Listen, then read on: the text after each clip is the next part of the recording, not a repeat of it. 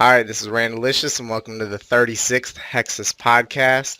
For those of you guys watching the YouTube video of this, there's going to be a link in the description to submit a topic. Feel free to do that. But let's get it going. I'm Randalicious, and I'm the leader of Hexis. Trance, I'm rank 1 Twitter. I'm Dr. Zoydberg, 3 Banana and Hexis. I'm Sheeran, chicken nugget whore. I'm Abra, recently maxed and relatively new to Hexis, and 1 banana. I'm Oslo, and I have a cold right now, so if I mute my mic mid-sentence, pardon me. Oh, don't hold that back. You got to be like Ash on those Q&As. He just just coughing into the mic. Alright, so Sheeran introduced himself as a nugget whore. First thing we got here is the Nugget Challenge. So started off, a week ago, Cat King ate 40 chicken nuggets on stream from Wendy's. And a couple days later, I asked him, like, if I ate 50 chicken nuggets, would he eat 60? And he said, yeah, he would. And like when I was watching him eat those 40, out like nuggets 35 through 40, he was like bending over, like sick, trying to finish that. But he did. And so Pacquiao, him and I, he lives right across the street from me.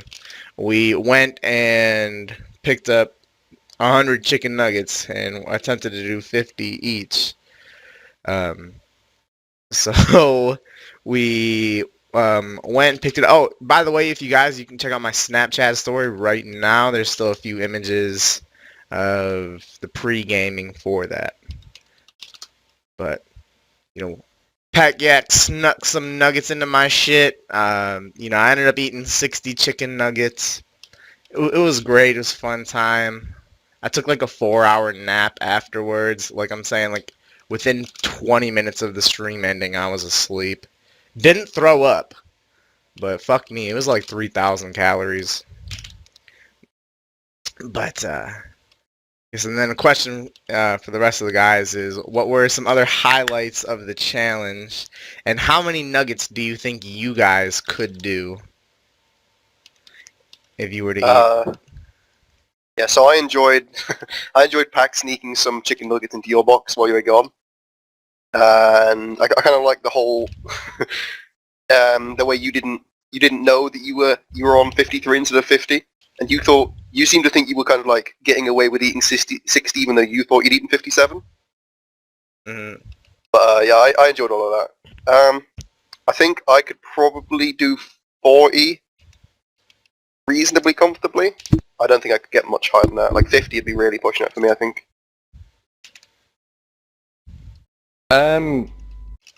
Yeah, Pacquiao sneaking nuggets into your box was probably my favourite part. I was too busy reading the chat to actually watch the stream. Like, I didn't get much of that. I actually had to watch the odd shot of him putting the nuggets in because I didn't actually witness that live because I was too busy pissing myself laughing at the chat. But yeah, I don't think I could eat many. I actually I tried a challenge similar with real life friends once. I think I managed 30 and that was about it.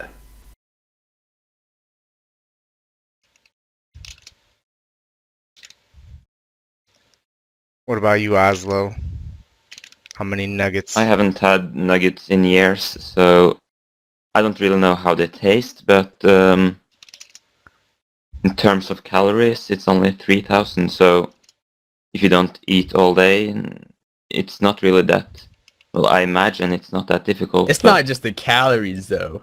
Like the the sodium and fucking... Yeah, I guess you would get protein nauseous carbs. by it.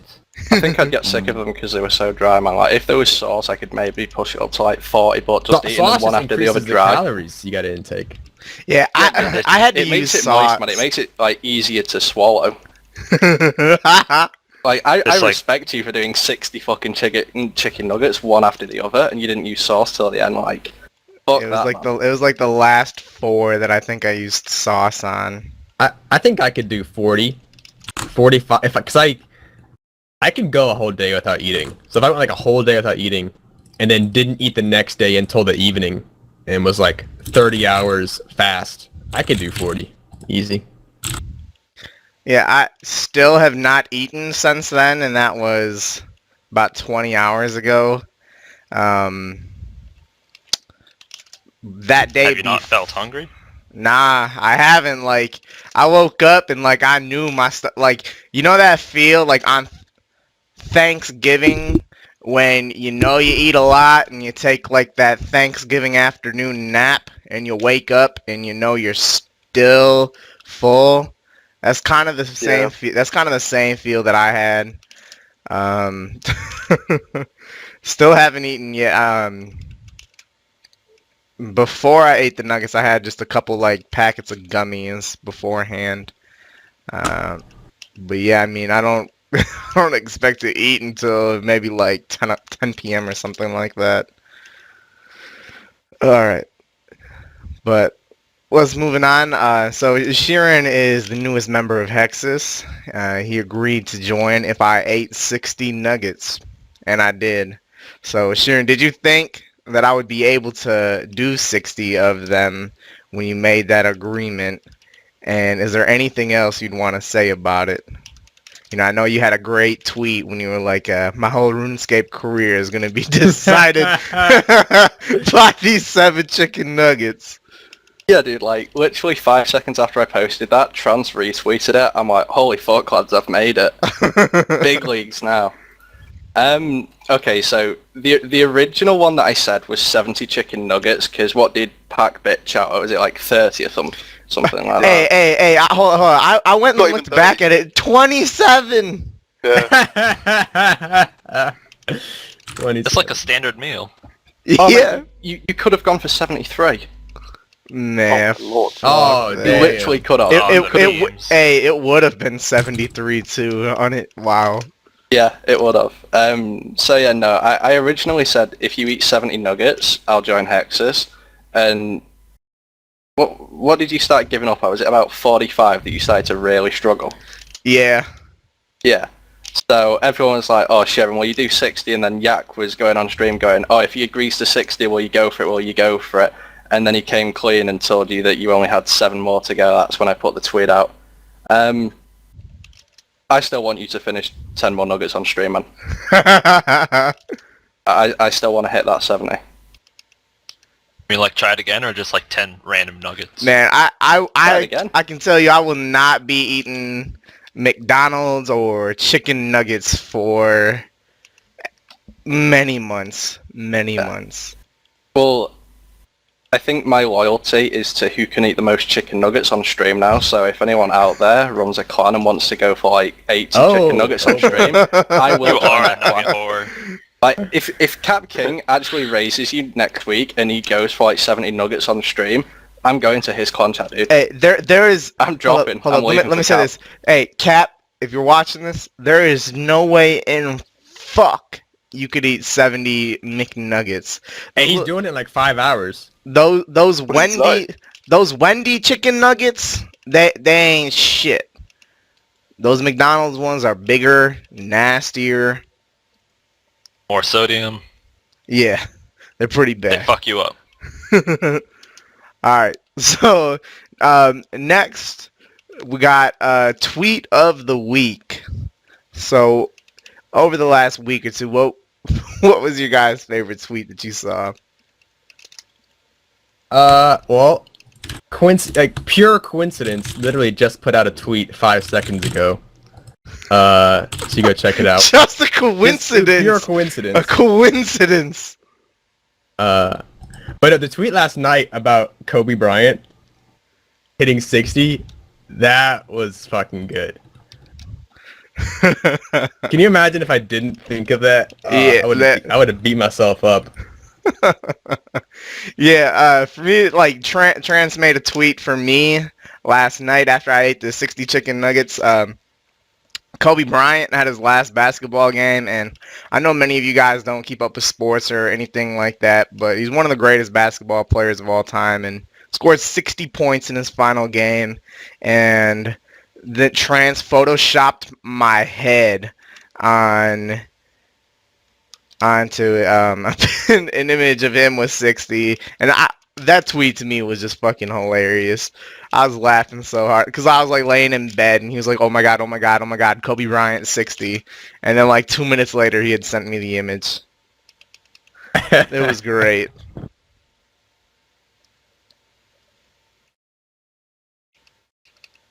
I think for me, if it wasn't, I mean, we've already mentioned Sheeran's my RuneScape career is on these 7 nuggets. So for me, it's going to be Big Boy Hacky, D's Nutting Sick Nerd.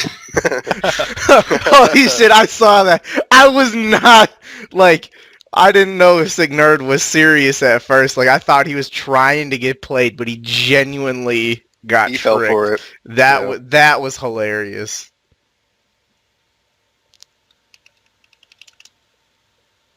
Tweet of the week. I mean, it was 7 days ago, so I'm counting that as this week. I really like Trance's Nature in Interstellar. Yeah, that was a great tweet. I Like- agree. That is probably my favourite tweet that has ever hit RuneScape Twitter. Ah, shucks. What can I say? Hey, you're taking that. I know exactly where you got that shucks from, motherfucker. Stand by my shit through thick and thin. At least he's modest.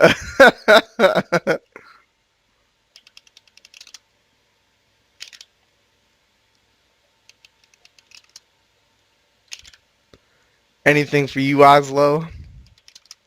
Yeah, sorry, I had a cough. My favorite tweet was by Marmite. It was last night when you guys were eating the nuggets, and he posted like that you guys were on the casting couch.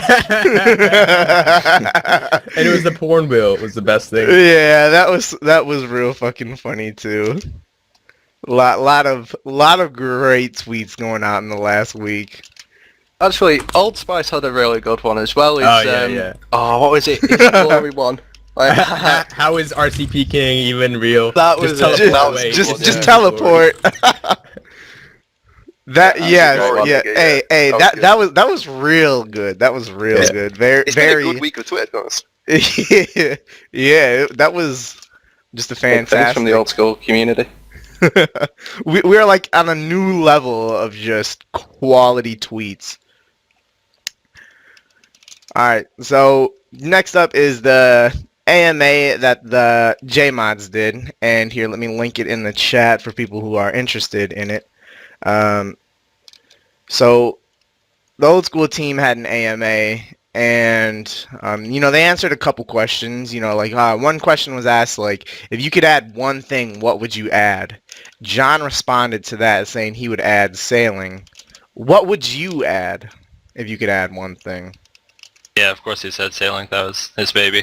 Anyways, one of the things I want is already planned. I'm really looking forward to the Inferno, but and something that has been mentioned, I like the idea of having a max guild, probably somewhere on Zaya. It wouldn't be like OP like an RSC, like all too convenient. It would just look cool, have some NPCs, maybe a bank. That's all I can think of right now. Man, we already have the Max Guild. Yeah, it's the crafting guild. Nah.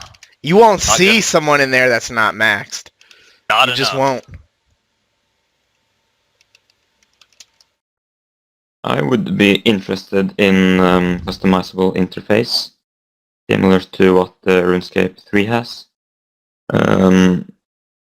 So basically you would be able to move your chat box, your inventory, minimap and stuff like that. So you wouldn't be forced to use resizable for certain skills like prayer and mining, stuff like that. Like on RuneScape 3 where you can move your stuff around. Would Yeah, that have exactly. would that have a big impact like on prayer perhaps? Like if you moved your inventory? The anti-botting Well, it's already feature where your pretty mana easy. moves. It's already pretty easy though, if you just zoom in all the way. Oh yeah. But it's just a little quality of life that I would like.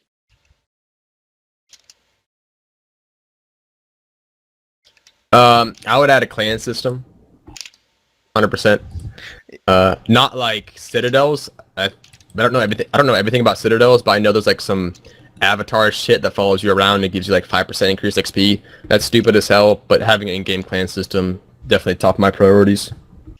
I don't know what the hell I was thinking of before you said that, but I already forgot it, and like you said clan system, and that like lit up my definitely. Yeah, I gotta agree. Clan system would be fantastic. There's a whole lot of potential for what they could do, and looking forward to how Maz kind of makes it over the next couple months. A lot of people in RuneScape are in clans. Whether you're the kind of person that watches the Hexis podcast because you hate skilling clans and like to listen to us bitch, there's skilling clans, there's PVM clans, PKing clans, social clans. Like, a clan system would just be fantastic and really have a huge impact on a large majority of the game. If I could add anything, it would probably be Completionist Cape with particle effects. Not going to be getting that for a while, at least the particles. Yeah, it's one of the few things I never managed to get pre-EOC, so I'm pretty close to it on old school, so it's pretty much the main reason why I want it out. I mean, it depends on like what all you'd have to do to get it. Like, I don't want to do like 4,000 Castle Wars games or something like that. I mean, if they put like all pets on it and stuff, I'm miles away and fuck that, but nah. That's Going off basic, unrealistic. non-trimmed, pre-EOC, I'm pretty close to the requirements. I'm like 200 hours off or something. With good RNG anyway. Yeah, for me as well, my main priority would be the clan system. But to say something different, I would like to see some web expansion, something like an adventurer's log or like custom high scores. I mean, Matt Case talked before about how, he has a lot of data that he could place in tables if the web team would create a customizable field for the high scores. I would love to see something like that.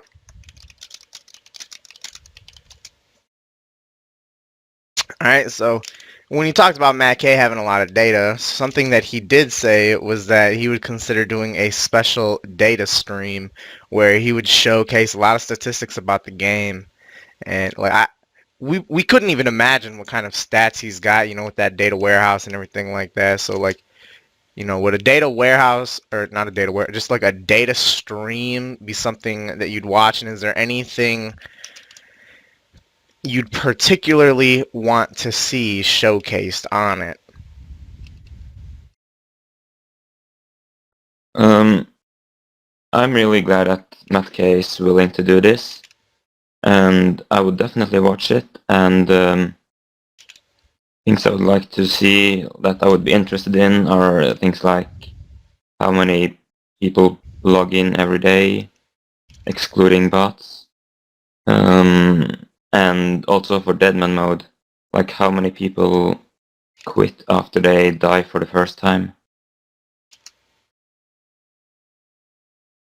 Yeah, I think I'd also be very interested to see the kind of data he finds interesting, at least. Something specific. It'd be probably quite difficult to figure out, but say, some let's call him like level 80 noob walks into the Slayer Cave and he sees the cannon room and the non-cannon room free for blood belts. Does he pick the cannon room despite the cannoners, or does he pick the non-cannon room more often? That's something I'd like to see. I doubt they... That would, like I don't know how you'd be able to track that. Oh, no idea, but... I don't think so. For me, I'd like to see the statistics of how many people are even runecrafting after they've already gotten the cape. More than you think. On a serious note, I'd really like to see like the numbers of players. Yeah, as he was saying before, like how many people like actively log in per day. I guess, yeah, I'd like to see like how many accounts log in per day, how many accounts log in per week, how many per month, like kind of get like a feel for how often the players that do play the game, like what is the average amount of time that an account spends logged in per day, things like that. Like I would be real interested to see stats like that. Right, I'm all sorts of numbers and statistics nerds. I would absolutely love to see that. The only thing I can think of that I'd love to see is the amount of gold that leaves the game. That's very interesting to me. See if they're actually effective. Gold sinks. I'd like to see the statistic on, because they said recently that Old School's at its peak, like it's got the most players it's ever had, or the most members. I'd like to see, if they still have them, the statistics of people from the start of the game, excluding bots, to the people now, like, who are free to play and who are member, who are bots. Like, I'd like to see that, because I don't actually think they've posted that anywhere, ever. I have nothing better to do than to watch Matt K do a stream about data. And one thing I like to see is how much gold comes into the game from the Kronda shop, and even more specifically, how much gold comes in from Zora. Said he had the data a long time ago. We haven't seen it. Yeah, I'm sure they have something like that. As Sheeran was talking about, Matt K said we have more members on Old School than ever before, even going back to like upon release when Old School first came out. So, like, are you guys happy seeing the game grow, or do you see yourself ever getting frustrated that there are too many people playing? That would kind of apply particularly in competition for like spots, like for Slayer, for example. You know, like it seems like every single day you see someone on Twitter posting an image like that message that you get because you had to hop so many times. Like, what's your opinion? I like the fact that the game is growing. My personal opinion is that it makes it easier to trade stuff in the Grand Exchange, and there's also, I'm not really that fond of it on the other hand, because for example, when I did Pyramid Plunderer for 200 mil thieving, there were always someone crushing me. It was maybe not intentionally, but when they did it, I always had to hop, and that, yeah, it made my XP rates bad. I have heard the same thing goes for Slayer. So that kind of sucks. I don't know how they can solve that. But it's great to see that the game has grown this much. I remember like 2 years ago when I was going for max total, seeing 20k online was a really good sign. And back then I thought that was a lot of people. But now we see 50k every weekend, and that's great. Yeah, I'm glad to see it grow. I'd rather it grow than shrink, so I guess I could kind of maybe deal with some of the problems it might bring, like Slayer. Like, I haven't done Slayer since getting 99. I eventually want to, but it might be a little hard. They could always just add more worlds if it becomes, you know, a good business decision, just like Australian servers, which I guess are less likely. But yeah, it's good. Actually, on the most recent Q&A, John C. said he has some massive plan in the summer for a tunnel system underneath Zaya. He said, think Chaos Tunnels from RS3 times 2, I think he said, or like times 3. Did say 2. I thought it was a 2. I remember 10. I but believe like, so. But I mean, the Chaos Tunnels have some good Slayer spots, and they'll probably be a bunch of Slayer spots, maybe even like mutated Blood Velds or some shit down there. So might be on the lookout for that. I know that those caves you couldn't use a cannon in, but I would imagine that they would allow us to use. I'd imagine they'd allow us to use a cannon. Sure. I know. Ash said when he was designing the Gnome Stronghold Slayer cave, he designed it specifically with cannons in mind. Mm-hmm. I'm assuming they do the same thing again. Yeah. They're branching out from the Slayer Cave anyways, so the additional amount of players isn't really all too bad. You know, like the Witch Haven thing, still waiting to see what happens with that. Yeah, like they need to remove like one of the small stalagmites in that room and then possibly increase the size of it. Like, it should be like a solid task there. Like, obviously it's going to take a little bit longer to get there, but like I imagine if you had to hop one or two times at Hellhounds at the Neve's Cave. That'd be about equivalent to the run to the Witch Haven. So that will be interesting to see what they do with that. Yeah, it's not far. The game growing is great. Obviously, like just a lot of you having to hop for things like that is just something you have to deal with. Like I had to hop here 6 times to find a world to hunt chins in, and like that is what it is. I'm totally fine with it. But alright, so the stream went down there for just a second. Not sure why. That was just on my end. I didn't DC in game or anything like that. I don't know how much of my answer even got picked up. But moving on, or not moving on, but whatever I said, I'm done with. Alright, oh yeah, so something that I thought of is obviously with more players, that's more membership, and the team has more money, they can hire additional people, they can get more devs, that's They can put great. more money into Dead Mamo tournaments. Hooray. Yeah. Let's not. Yeah, no, I'm glad to see that the game is growing. I just, it doesn't bother me that much with the whole Slayer thing, 'cause I don't actually train that skill very often, but when I did do it, I think that was when I was most active on Twitter, when I was going for 99 Slayer last year. I don't think I ever once found a free world at Bloodveld, Hellhounds, or Fire Giants. I think I actually ended up doing a 6-hour on a PvP world, because I was that sick of trying to hop worlds. That's risky. So no cannon, huh? You got some balls. Yeah, no, I was like, I was taking brews with me. I was still cannoning and shit, but You can't yeah, cannon on PvP worlds. it wasn't always on a PvP world. But yeah, no, I did some Slayer on PvP world, and the majority of it, when it wasn't, I had to hop like 20, 30 times. It was disgusting.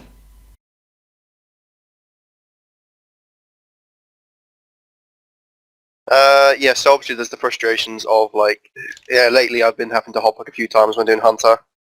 But I'd say in general, it is a good thing that the game is growing. It's always, you always get that when you check, when there's a Twitch stream that's getting a lot of viewers, you kind of feel that sense of pride for no real reason. But it's like, oh, that's the game I play, getting a lot of attention. So that's good.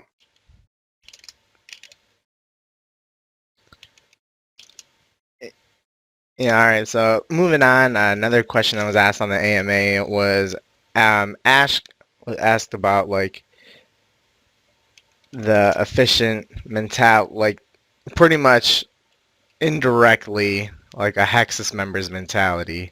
His response was, ultimately, this is meant to be a fantasy game rather than a spreadsheet, so I prefer to have it look like one. So what do you think about the team's general approach towards clans and players who are efficient and have that kind of mindset in general? Well, I think Matt K went on, also replied to that question and said that, was it Matt K or Maz? I think Matt K replied to it, yeah. Said that he likes how RuneScape can cater to both the sort of fantasy people and the casuals and the tryhards like us. Yeah, when he said a spreadsheet, I laughed at that because, like, a lot of us have, I assume most people in like the high-level community have a spreadsheet of sorts where they, they check in nearly every day. Like, I have a spreadsheet. Like, yeah, like I have so many spreadsheets that I check on a regular basis. For me, it is a spreadsheet, and that's fine.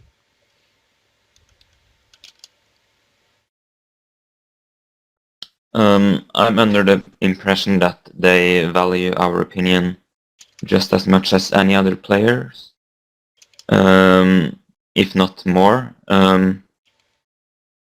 But like at the end of the day, they have to cater to every players, not like all players, and not just the high levels. So yeah, I don't mind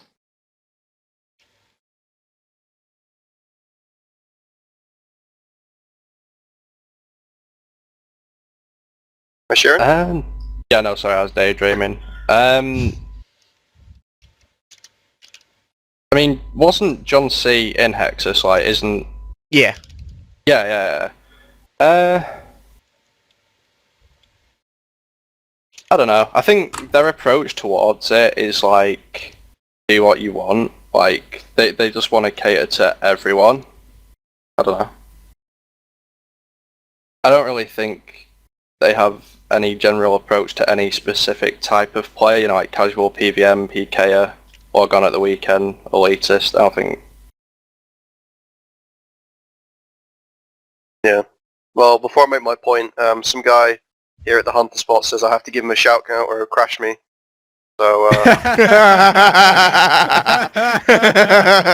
Hey, we don't give in to terrorists. I'm sorry, no. I'm gonna have to give in. No, So hello, no. Sneaky No. Stevie. Sneaky Stevie! Holy shit. Holy Mine shit. fit me too. But yeah, I like that. I think what Oslo said, I agree with. That they definitely value our opinions. I don't want to say more than other people, but they do respect that. You know, we play the game a lot, and we do generally have a lot of game knowledge. I think they're overall supportive of what we do. They do engage with us quite a lot on Twitter, especially. I think the mods as a whole. And we've even got a few shout-outs on the Q&As, so I think they like us. Alright, so another question that was asked on the AMA was, someone asked what Ronan typically does on a day. He answered that by saying, a typical day for me consists of any of the following. Running the old school social channels, writing any news posts, developer blogs which are due to go out, reading and replying to players about anything that comes up, consulting with the team about updates that we are developing recently, and dealing with different marketing campaigns we are running, and of course, meetings. He said that he has taken on some new responsibilities as well. Yeah, like, to another question when he was asked why he hasn't tweeted in 3 weeks, he said that he's been taking on new responsibilities, the marketing aspect side of things. So, what do you guys think about him taking on some marketing responsibilities? I think it's good that he would expand. He's expanding his skill set, I guess. I don't know who else would be more qualified to be involved with marketing responsibilities. So, yeah, it's good. It's a good thing. I'm probably going to get some hate for this, but I think Ronan is a good guy and I think he's competent.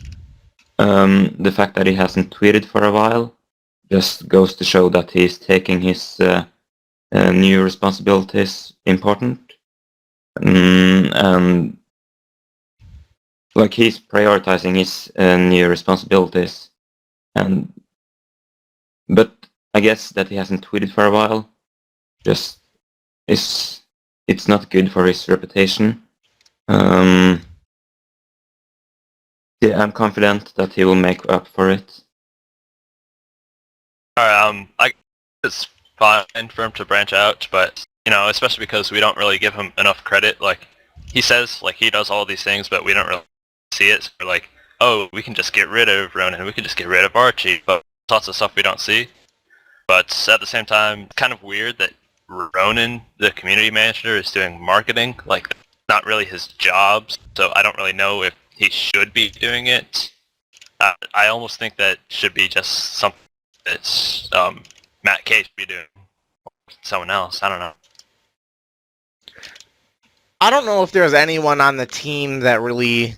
I feel like you would probably be better off finding someone who is, like, studied marketing and has a degree in it rather than trying to, like... This is true for Ronan, this is true for Ash, and everyone in between. Like, are they really the most qualified person to be, like, marketing? I feel like they would be better off if they had someone else, like, in Jagex. Like, you know damn well they have people in the office, whether they work on RuneScape or other games, that have a marketing background. I think that would probably be a better person to use than To be fair, anyone on the old school. Yeah. To be fair, it isn't very specific of what he's actually doing relating to marketing. It's just he's being involved in marketing campaigns, so he might just be engaging with other people who are doing it. And just being kind of the Actually, liaison. Yeah, Matt Kay is the product manager, so yeah. Yeah, that's what I was going to ask. He's like Ronan, Matt's new apprentice. Like, I'm struggling to understand what he's doing on that. But running the old school social like media channels and stuff, all he really does is Twitter, right? And I understand why he probably doesn't want to tweet, because I mean he must get 1,000 to 2,000 tweets per day saying Ronan, you fucking shit, you should be fired. Like, if I woke up and I saw that and it was my job, I'd be like, nah, fuck this. I wouldn't go on Twitter either. But I mean, like, I didn't have a problem with him up until I think it was Easter Sunday. He put a tweet out saying like, "Oh, we're all going to be out of the office, blah blah blah. I enjoyed Dead Man." And I asked him like, "Is there any reason why you need like 11 worlds when you've only like got enough people playing Dead Man mode to fill 5?" Like, I worded it, and it did come across like passive aggressive, like I was being a dick. But then I commented on it again. Like I replied to myself and tagged him in it, saying, like rewording it, like actually asking a question. His response was LOL. Lol. Yeah, he literally responded lol. I was like, oh, okay, thanks for the response, mate. Yeah, him saying, replying to players, like I'm not going to say he doesn't do it at all, but he's kind of pushing it a little bit there. He is. Well, I don't know if it's just fluffing it. Yeah, he's fluffing it. We just don't really see it. There could be more that we don't know about. Maybe he responds to other people. I don't go stalking his Twitter, but Yeah, I don't in know. general, what I've experienced is that he's quite slow to reply to us.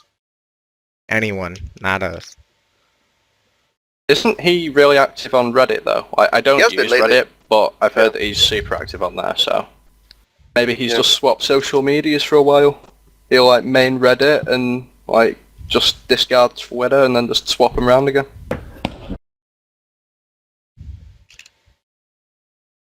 Alright, so this was something that was also on the AMA, and this is something that I had a problem with and even had a dispute with someone last night about. So, Archie and Ronan talked about microtransactions in old school, and they said that there are no microtransactions in old school. We have bonds, so do you guys think that bonds are microtransactions? And, you know, like, I guess, are you fine with them being in the game? Would you rather them not be added? But are bonds microtransactions in your opinion? Whether or not they're actually microtransaction depends on your like personal definition of microtransactions. My take on it is that bonds are microtransactions. It may not be as OP as stuff like Treasure Hunter and Refer a Friend on RuneScape 3, but it has potential. Well, people can abuse it and get a really unfair advantage, and I don't like that aspect of it, but at the same time, I actually pay my membership with bonds, so I'm glad that they are in the game, but I don't like them at the same time. It's difficult to explain. Yeah, I think bonds are pretty obviously microtransactions. I think if you think they aren't, you're being a bit delusional. I don't know. There's no real argument for saying they're not microtransactions, but I don't think they're a bad thing. I think they help Jagex to earn more revenue. I'm guessing most of the bonds being purchased aren't being used for a competitive aspect because you just need so many to get ahead. So I'm just overall fine with them. Yeah, I think they're generally used by new players who want to get a little bit of starting money. But whether or not they are, I guess technically they are. But and I'm against other things, like all the stuff RS3 has. It's just so much. It's a little annoying. Regardless, I personally love them. I use them to pay for my membership. As long as no other major things are added, I'm fine with it. Yeah, I'm same as you guys. As long as they don't start adding like Wheel of Fortune or Treasure Hunter, stuff like that, I'm fine with bonds. Like, they don't really affect me in any way, shape or form, apart from I can now pay for membership with daily battle staffs. Yeah, like the definition of a microtransaction is a business model where users can purchase virtual goods via micropayments. Like you are paying money for a bond, which is a virtual good, which you can then sell for money. Like you're not gonna buy a bond to use it as a bond. If you buy a bond with real money, you're selling it. It's a microtransaction. Like just because it's the microtransactions in old school are different from RS3 doesn't mean that it's not a microtransaction. I think that there's fine with how it is now as long as you don't directly buy, like, here's $50 and you all of a sudden have all the quests complete, something like that, then that's, like, as long as we stay away from things like that, then we're fine. Yeah. Hey, it's been like, what, 15 months since Bonds came out? Yeah, something like that. Yeah, around Something that. like that. And, yeah, we haven't even heard like a whiff of any other microtransaction. I thought they were gonna eventually do like cosmetic shit. Well, I mean, they can't just do it. They have to pull it, and they have pulled some things and they failed. But so yeah, that saves us all like $150 or whatever. So I don't think anyone would be complaining. Yeah, like to me, I'm totally fine with it being in the game because, like, we don't see people using it, bonds for competitive advantage. It's just not something that people do, and you know, it has no effect on the competitive aspects. So totally fine with them being in the game. Yeah, but all right, we got the bond release date was March 30th, 2015. So a year and a little over 2 weeks. Half a month, yeah. Yeah. So just over a year. And they've done a great job not trying to push anything more into the game. I know that they had Krista on for a while, came over from the RS3 microtransaction team, but they, On a related note, though, what do you guys think of being able to use them for RuneFest? Because really, you just have to transfer money to RS3, and that's just, you know, more tedious. I know I have a couple friends who are planning on going to RuneFest this upcoming year just by using bonds. To me, it's not something I'd ever consider because, like, it costs a lot of money. Like, if you look at it from an hours that you put in to acquire the GP, Right, yeah, that is true. for me, that's just, the ends don't justify the means. Mean zero? Yeah, I guess, yeah, if you want to look at it like that. That's exactly how I want to look at it. Thank you very much.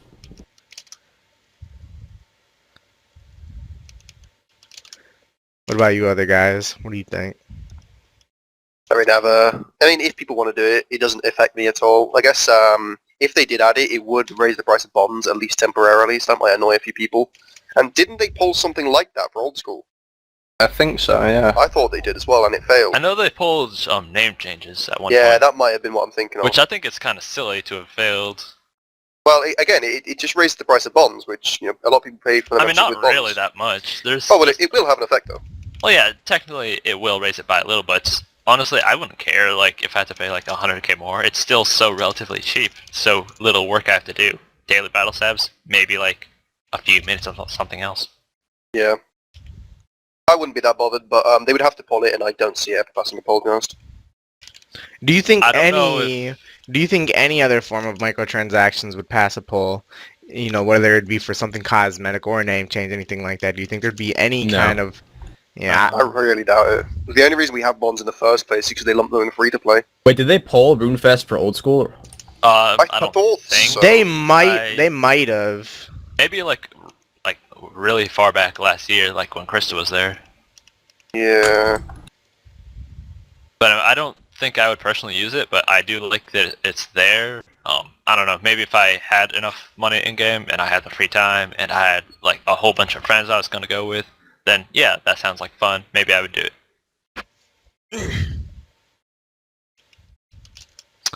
All right.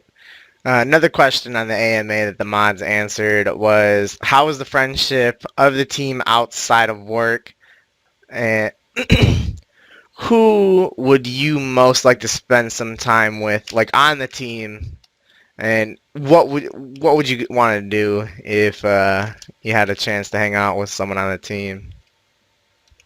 I think I'd probably choose Ash. Out of all the mods, I like him the most.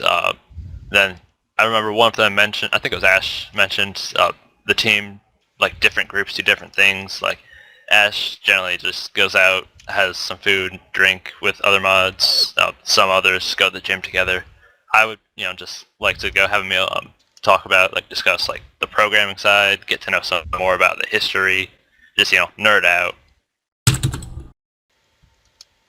I think it would be between Ash and Kieran. I can't think of which one I'd prefer to talk to more. But I same as Abra, I'd just like to go talk to them, especially about the way they design and develop the game. That's something I find really interesting.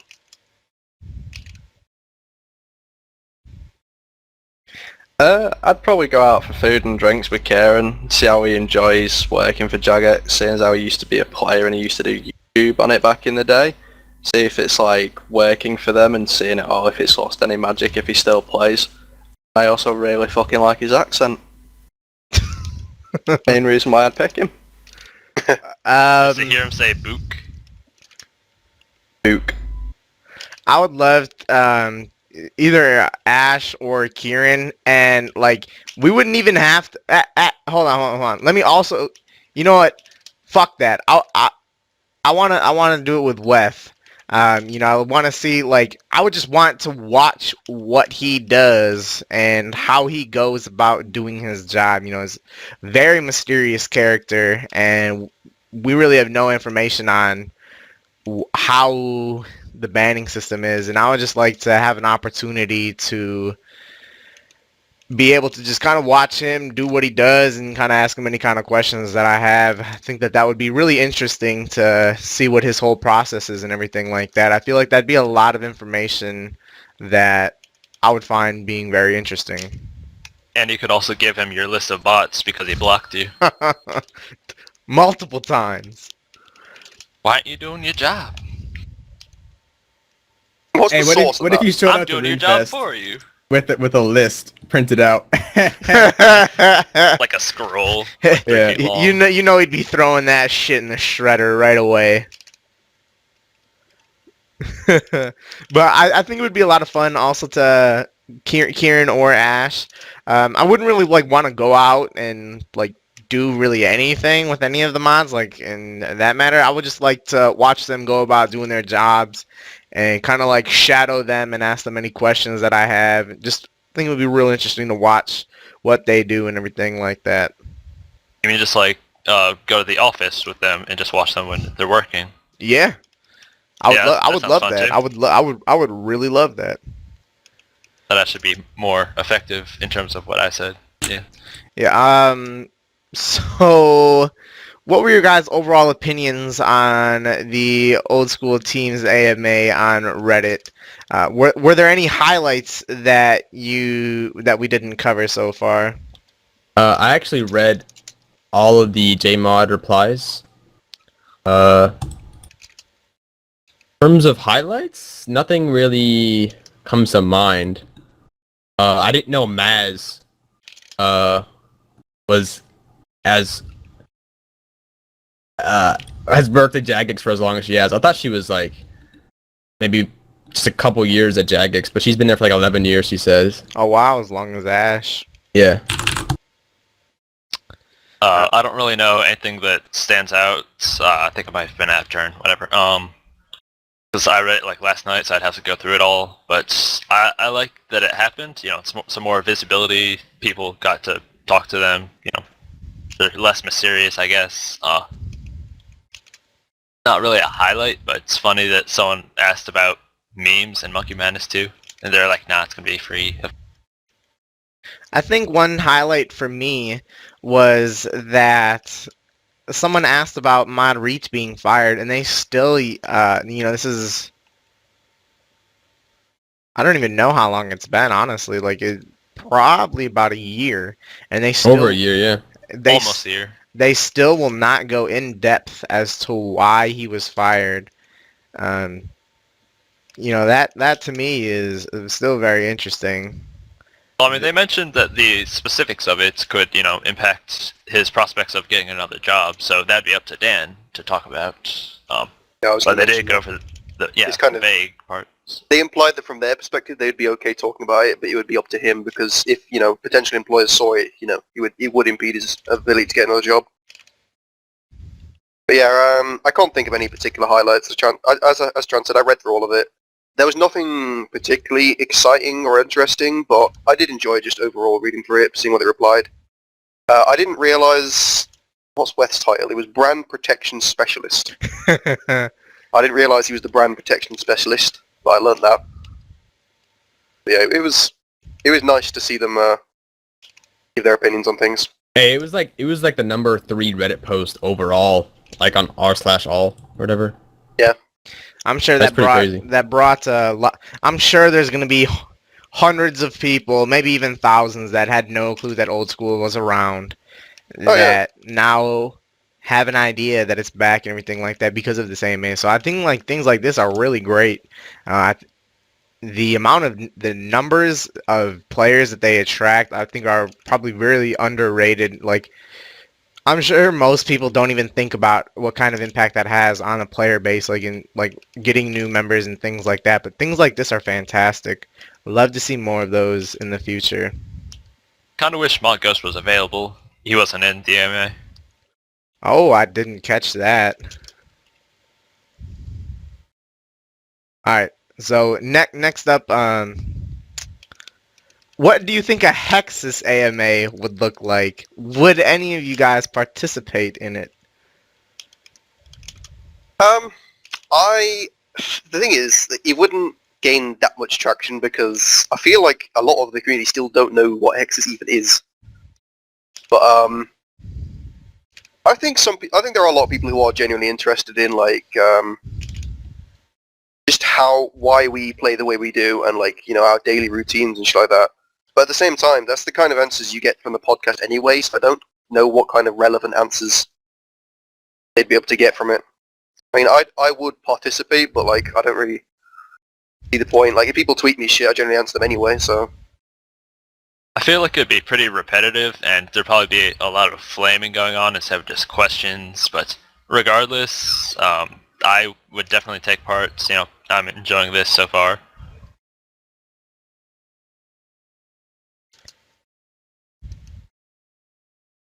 What? Go on, Chuck, you can go first. Well, okay. I was gonna say I would participate, but I don't think we'd get many serious questions. It'd just be people asking us, do we use a special mouse, the Hexis mouse, or whatever. No, where's the merch store, Randy? I'm still waiting on that stuff. I am waiting on TM. word from someone else. It's been a long time. Yes, it has. Long overdue.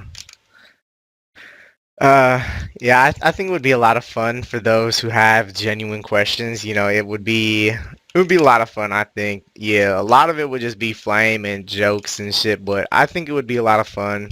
I don't see there ever being Hexis AMA or anything like that, but I think overall it'd be kind of cool.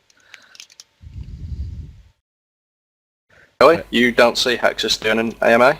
Not really, You wouldn't just organise one just to see if there was any type of response whatsoever from the community? You know what? All right, I guess. We could try it. All right. Let me say this then. You guys watching the YouTube video on here, comment yes AMA if you think that would be something you'd be interested in us doing. Or maybe just straw pull it in the chat. Here, let's see. Let me make that straw pull. $SP. Hold on. Alright, I just created that straw poll. So feel free to vote in that. I'll pull it up here. But while we wait on that, we'll come back to that in a couple, after this next question. So something that recently was released earlier this week was the Dead Man mode blog with some proposed changes. Some of the highlights of this are not as harsh of a punishment if you die, changing items so like if you kill someone you only get 10 items from their bank, not 28, 6-hour immunity on new accounts, and teleporting through combat and many other things. So what did you think about the dev blog when you gave it a read? I'm really glad that they wrote the devlog now instead of at the end of the season. And in the devlog they had addressed issues for this season and the next season, and that's great. What I kind of miss in the devlog is that they didn't address clanman mode. All of the other things they addressed I am a fan of, besides the teleport. Like they want to make unskulled players be able to teleport instantly. And I think they should rather have that. Even if you're unskulled, you still have like a 5 or 10 seconds timer, but that combat doesn't interrupt it. But as for clanman mode, I know so many people that quit because of that, and they didn't address it at all in the devlog. The issue with clanman mode is mostly that they are spectrating. So they have dark bows and DDSs and also despairs which they can push into multi-zones. And like if you die in multi-zones to a clan, I think it's fair.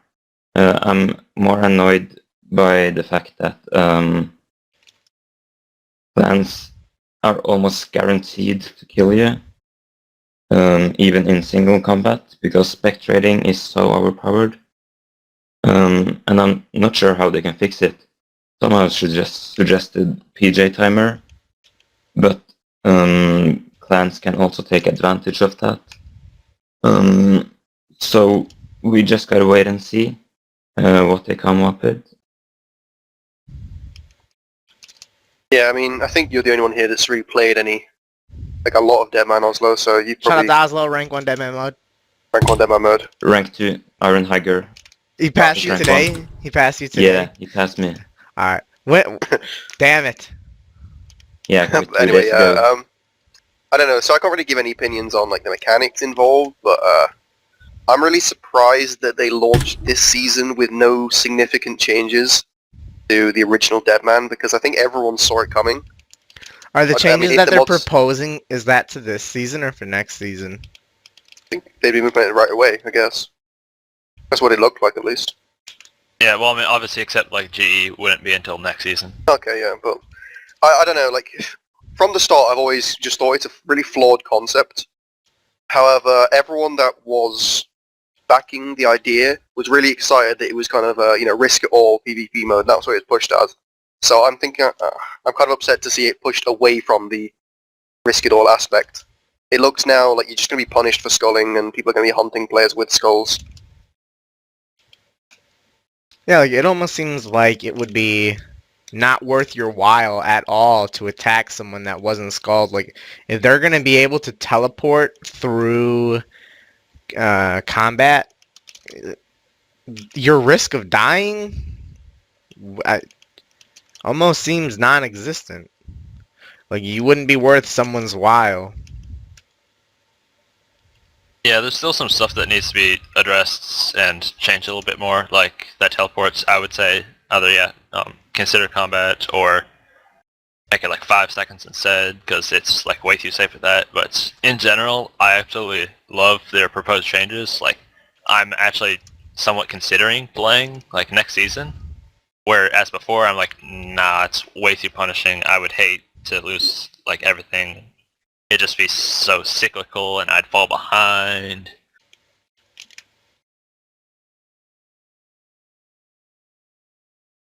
Hey, on topic, Oslo, are you planning on participating in the tournament again this time around? Yeah, I don't see why not. I'm really looking forward to it. I just hope that they address Clanman mod first. Wait, so the next tournament is it going to be the same thing where you have a week to level up, or does your stats transfer over?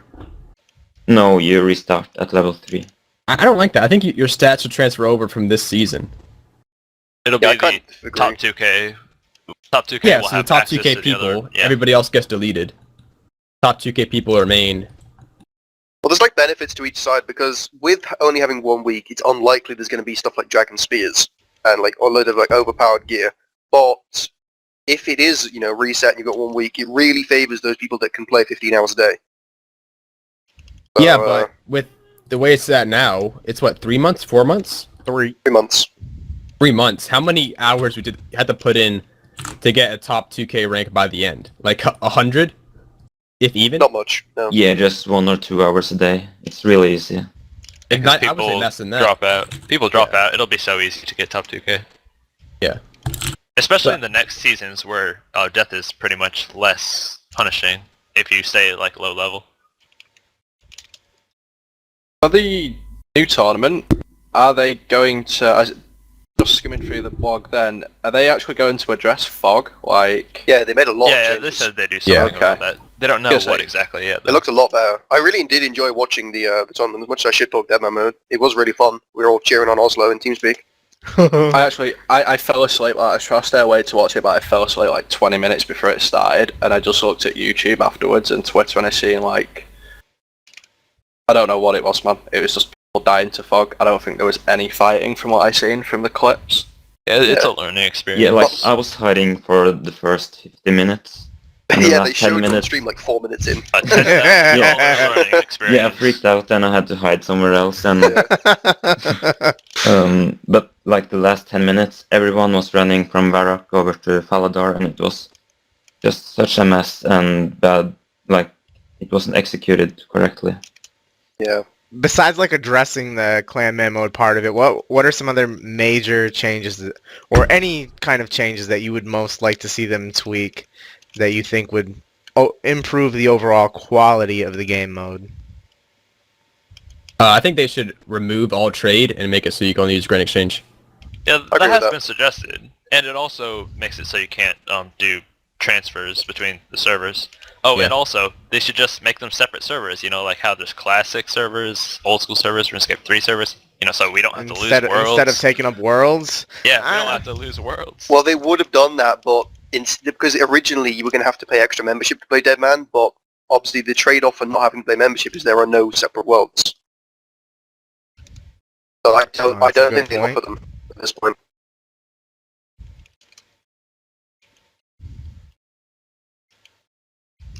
I think it's also quite ironic that people are suggesting to remove free trade when removing free trade was one of the big reasons for wanting 2007 Scape. Oh, yeah, it's not the main game. It's just I mean, you can see why some people want it. You know, like they're punishing, like they've removed several accounts for account sharing on you're Deadman lag. modes. There's a little bit of lag. You're lagging. Well, it's still picking up my voice without any lag, so I'll just keep running my mouth. Alright, should we? So, Should we change? one thing. this? No. Nah, we're Sound fine. like Wally. One thing that you know what? I lost my fucking train of thought here.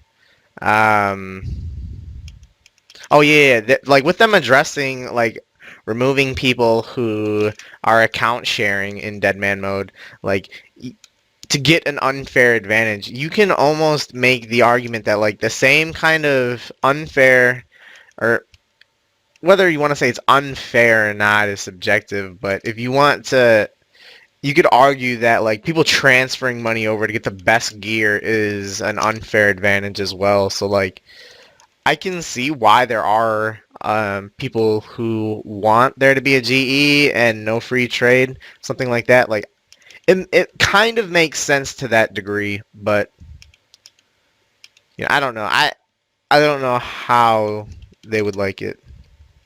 Alright, yeah, it's all good now. But I think just some people have a really big problem with people transferring. But all right, moving on. Recent update that came in just a couple days ago was placeholders.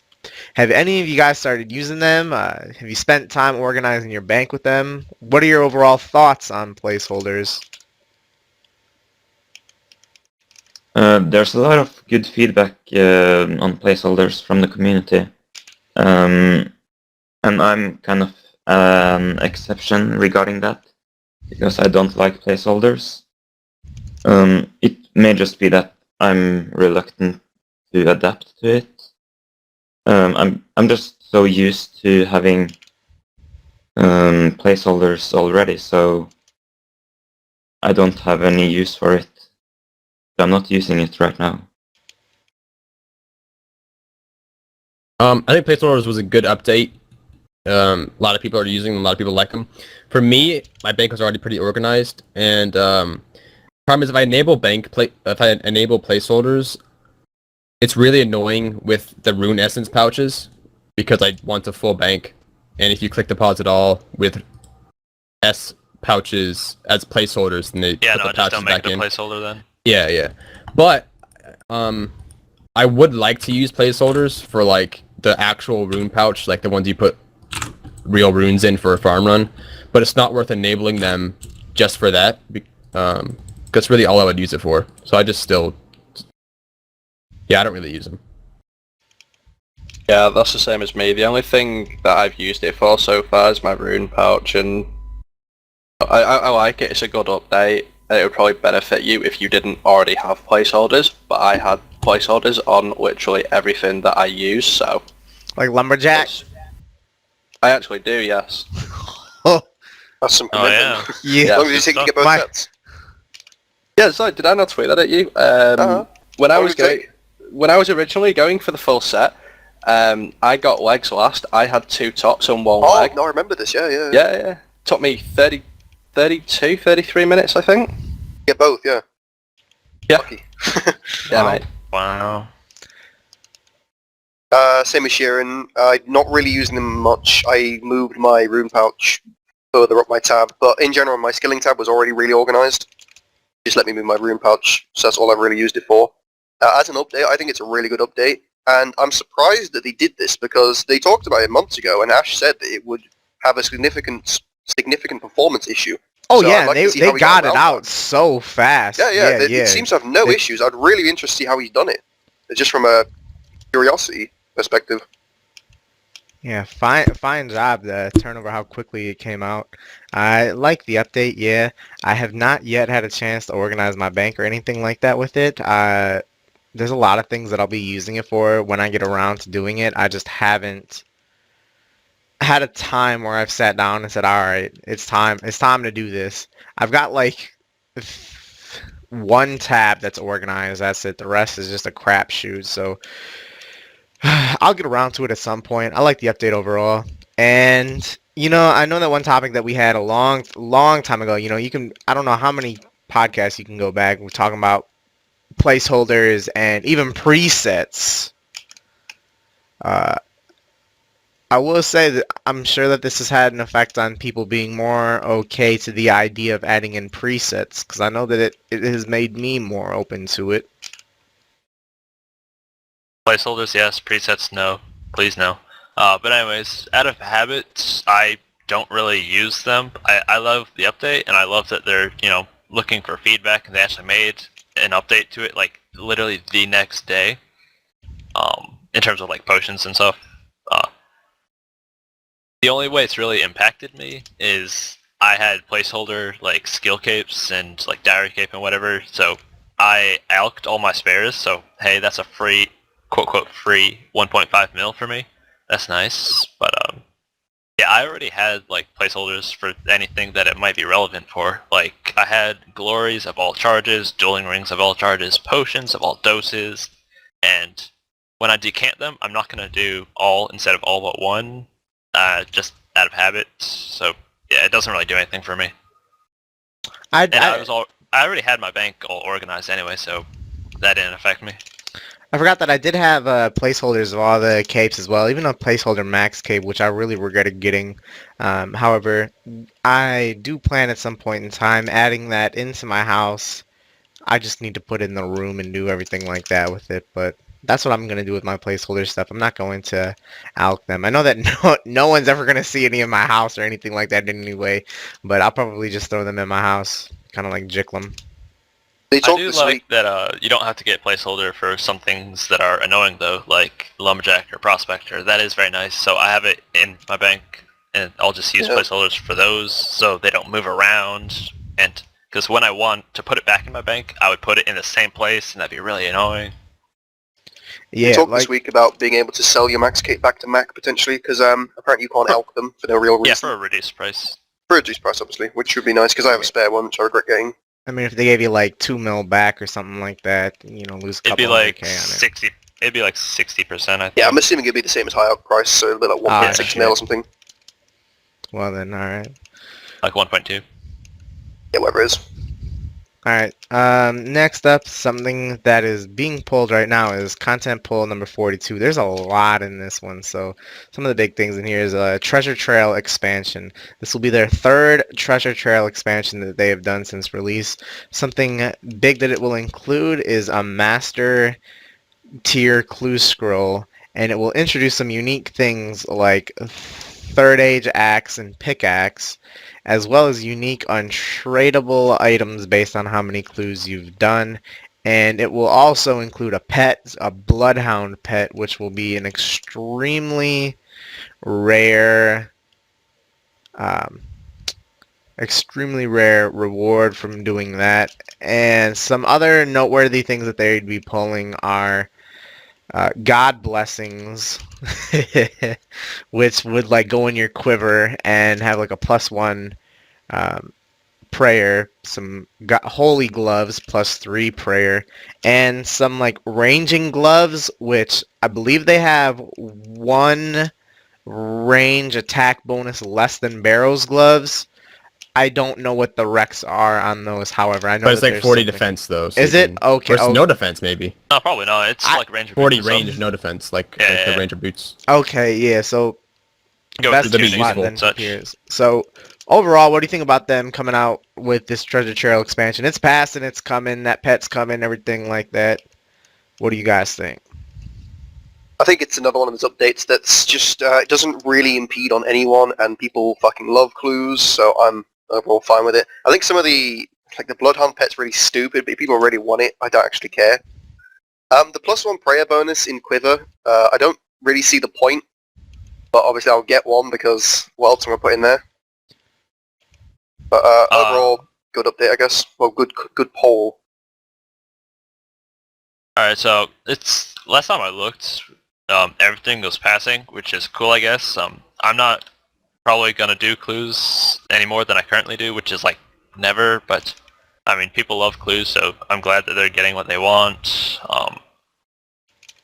And I'm missing something. Oh yeah, you didn't mention the Third Age tools and such. Yeah. Yeah, I did. Oh. Anyway, those are. I mean, I'm fine with those, but like, yeah, those would just be cosmetic. Like, probably wouldn't even be worth using because like you Well, can't use this. you won't Oh, be it able to use definitely smoke, wouldn't be. You can't use Yeah, the Yeah, 'cause you smoldering can't use the stone. smoldering stone. Yeah. But to me, that seems God- like an update that they should definitely add Right. in. You know, like let people that want to spend the money on the axe actually be able to use it, because if someone they wouldn't use it otherwise. You know, Yes, it would just be too expensive to justify any more than like current things. But the God blessing, that's fine, I guess. The reason I think that came out as an idea is because, you know, mainly for the God protection. Because like way back when, with like God arrows, people would bring that to God Wars Dungeon for the protection. So that's what. yeah, I've heard, it but does have it. It does have a use. Yeah. It's It not. has its use. And the +1 prayer bonus, I'm not gonna get all upset about that. It's, you know, free sets, but it's whatever. Overall, I enjoy it. Okay, there's more stuff later. Okay. It's about the +1 prayer is about as minimal of an update as you could like imagine it. Like I think that's to give it some use to people that are going to use it outside of God Wars. And yeah, like if you're slaying, you're gonna be using it just because of that +1 prayer. So, it's one of those.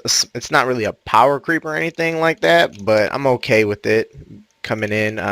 It's always interesting to see how many more things they can come up with. Like there's been a lot of new things every single Treasure Trail expansion, and it seems like they've always got a whole bunch of ideas every single time. So that's very creative, real interesting. I'm really confused why it's in the arrow slot though. Like, what does a scroll have to do with arrows? But You can't I think, yeah. I can't really And think of also anything the else. coding on that would be interesting, because it's not really ammo, but it's an ammo slot, so that's whatever. But actually, I might actually do some of the clues because of the new like puzzles or whatever. I love like sliding puzzles. Those are really fun.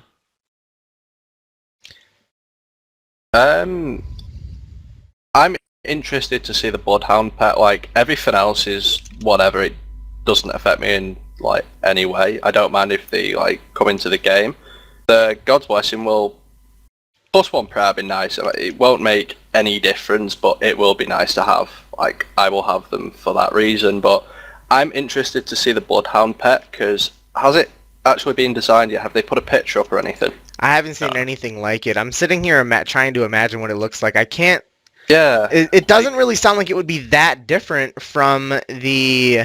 The server's good. Yeah, health would be the it. hell, yeah. I don't know how it could really be too different from it. Yeah, that's the image that I got. Yeah. I don't really like the idea of getting a pet from a clue scroll though. Like, to me, that's just I don't mind, finally to have some untradeable stuff. I really like the idea of that, because everything else you can just buy, so it's not like, hey, look, I did all these clues. There was something else I don't remember. Oh yeah, there's also the other things that they're adding to the other ones, like the wieldable spade and all that. I don't remember how it was phrased, if it was like a rare chance for that, or you get it after a certain amount of those clues. I hope it's the rare chance, not the after a certain amount. I think it was after a certain amount, because Ginge Yeah, was I really don't commenting like Ginge said in the CC the other day, like if they don't make any changes to like how those untradeable things are, he would be the only person in the game that would be able to have the wieldable spade. Yeah, I really, really don't like how the current system is for that. I'm not a fan of these symbol things. It just seems so pointless. They're The just trying quiver to add thing? an item. Yeah, They're just trying to plus- add an item into the game to allow people to not be disadvantaged by the requirement to wear a god item to God Wars. I guess the point of God Wars requiring you to wear a god item is that you have to make a decision on your gear and your inventory setup. But if they just give you this free slot to where you don't have to Right. worry about it, completely defeats the purpose, and I think it's really stupid. Yeah, that is true. Alright, so something else that they have polls going on is lucky implings. So these would be a new impling, and it would require level 89 to catch. It will be introduced, and they are going to have a bunch of it's going to be unique in that this thing is literally, it's like a clue scroll when you catch it. When you catch it, it will roll the drop table of the clue scrolls anywhere from an easy to a master. So, like, you could potentially get like a third age long, this pet and other things like that just from catching this imp. So, very unique. What are your guys' thoughts about this impling? Fine. I think people have been screaming for high level hunter content, and this is higher level. If I see one, I'll catch it. Don't really care. I love it. It seems nice. Obviously, you'll probably be more likely to get stuff from like an easy table or whatever. It'll scale accordingly. And yeah, also that it's high level, that gives more incentive to train, because I think the highest thing right now is like 83. Correct me if I'm wrong. Would it be a training method? No. They'd be really rare. Like, you'd almost never find them. I love in terms of bouncing or whatever. That it'll be untradeable when you catch it. That's the big saving grace for me. If it was tradable, I would say hell no. That would make like the stuff from clues go down in price, like more than it will. But yeah, it seems really fun. I didn't catch that it was untradeable. Good. Yeah. on there. When you catch it, it's untradeable. I think that is really unique. So, I guess I'll support this. Main reason why is because we're able to now catch. I don't know if we're able to now, but I know that there was a poll that was passed to where you're going to be able to catch implings with your bare hands. Yeah, that So- hasn't gone in yet. Okay, But so it did pass, I think.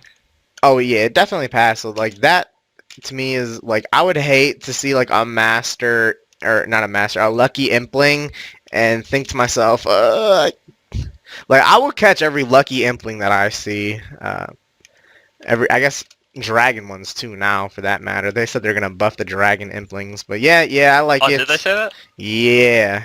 Oh, I didn't so, see that. That- I What? just catch it 500k? myself. Fuck. Yeah, like I I'll don't care. I'll for 500k. No, you sell them for 500k on the GE. I don't open them. Yeah, exactly. Same here. yeah. I guess I'll support it. Yeah.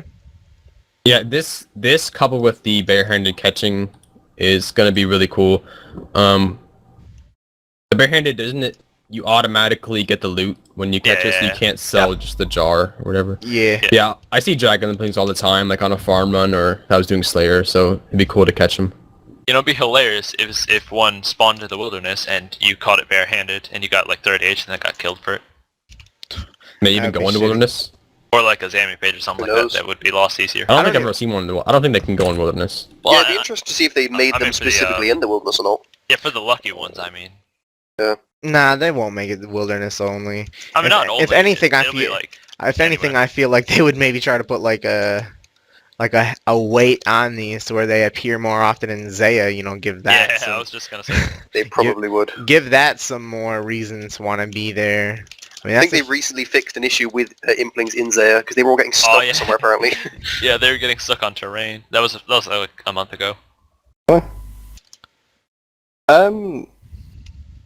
With this barehanded catching, didn't they say it would like 10 levels above. 10 levels above? So we've actually got level 99 hunter content if this Uh-huh. comes out.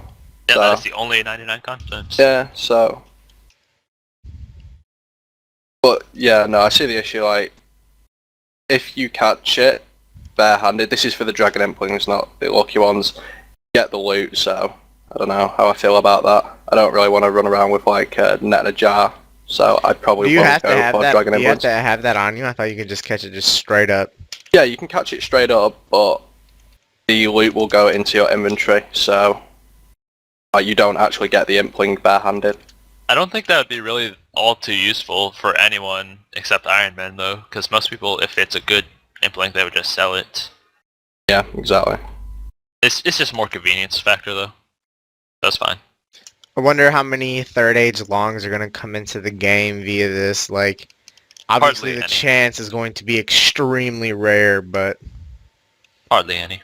One thing I want to see is, it says it rolls on the clue scroll tables. Could it roll like ranger boots and then yeah. say something off of a hard clue? Like, could you have an item that is specific for medium and then specific for hard, or is it No, just you going only to be get one thing. one? It's only Okay. one roll.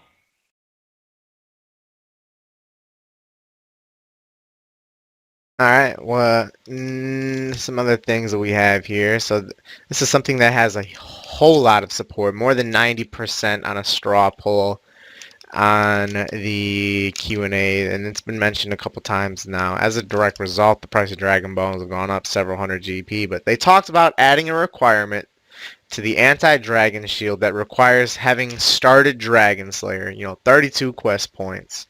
Has a whole lot of support, and just seems like it could be something that they realistically do that's been mentioned several times and has a whole lot of support. What do you think about the proposed idea for this? I cannot believe this got 90% support. I don't think those people realize how high D-Bones can go without bots. Like, I'm gonna predict if this update goes through and they're gonna poll it, and it'll probably pass. I think they'll go 4,500. Yeah? Sound... Easily. Not really. Oh, yeah, no, 100%. definitely, really. Oh, Definitely. wait, my turn. this is being polled and is going to pass, and yeah, it is about time everyone in this chat kills some motherfucking green drags, because Yeah. honestly, they're going to be worth so much. Start the green dragon killing movement. Yeah, it needs to be fucking get it rolling again, Randy, honestly. Hey Yeah. man, like it's gonna be. I cannot replicate my performance that I did before, but let me tell you guys, Yeah. like, you know, if you guys want D-Bones being 4.5 to 5k each, which is realistically what they're going to go up to, you know, like, there will be bots. Like, all the people that are botting green drags right now will just start botting the quests. So, Yeah. like, maybe they'll catch the bots earlier on. I don't know what kind of impact that's gonna have. But one thing damn well, no matter what, is the perceived value of Dragon Bones will go up through the roof. Like, they'll just know, like, oh, okay, you know, you have to kill 32, or you have to get 32 quest points, so that's just gonna automatically make them go higher. Whether or not the bones are coming in at the same rate as they were before, its perceived value is gonna go up a lot. Yeah. And you know, like, Ash commented, I don't know where I saw him say it, but he was like, is this really, like, we'd only be doing it to try to slow down, like, gold farmers and bots. Is that really what people, you know, is that really the best idea? Because, like, you're taking away that from everyone else just to try to, I don't know. Yeah, he said that he didn't like the idea of impeding like actual players' game experience to slow down bots, and it kind of does. I mean, people originally were saying like you have to complete Dragon Slayer, but even having to start it like probably doesn't affect that many players, but I'm not sure. Well, I imagine all of the bots and gold farmers have like 0 quest points. Right. I mean, they're just gonna bot the quest. No, I don't really think this is gonna impact anyone negatively. Everyone who love wants it. to train prayer, it will negatively impact. Right. I guess. Yeah. Well, But, hey, like, looking at the necromancy image, is a nice alternative. It's not. Right, Looking but, I at mean, looking it at the makes- image that this guy put in here in the chat, Hess, is like this. Look at the spike Yeah, hold in on. Let me D-Bones look. here. Like, if you look back a week Right. ago, they were less than 3.3k each. Right now, they're well over 3.5. I mean, You yeah, know, just go it's- kill green dragons. That's whatever. But I like it, at least from a lore perspective. You know, because how does your character know that this shield is worth using? You know, you don't know what it's good for. You If That's you so examine it, it has a description. shouldn't even be able to have it if, you know, But you Get it from a quest. you examine it, and it tells you get it what from a it's. quest. Word of mouth, man. You're a hero. People are like, go kill some dragons. Use the shield. Yeah, but you're not the hero who got the shield. It was some other random Listen, hero. man. I play on the role-playing server. I think I know what I'm talking about. I don't think you do. I'm gonna pass this because I really just don't care, man. It would piss me off if Dragon Bones went to 4K or whatever, you know, they would realistically settle down at, but I'll just use Abra. I don't really care that much.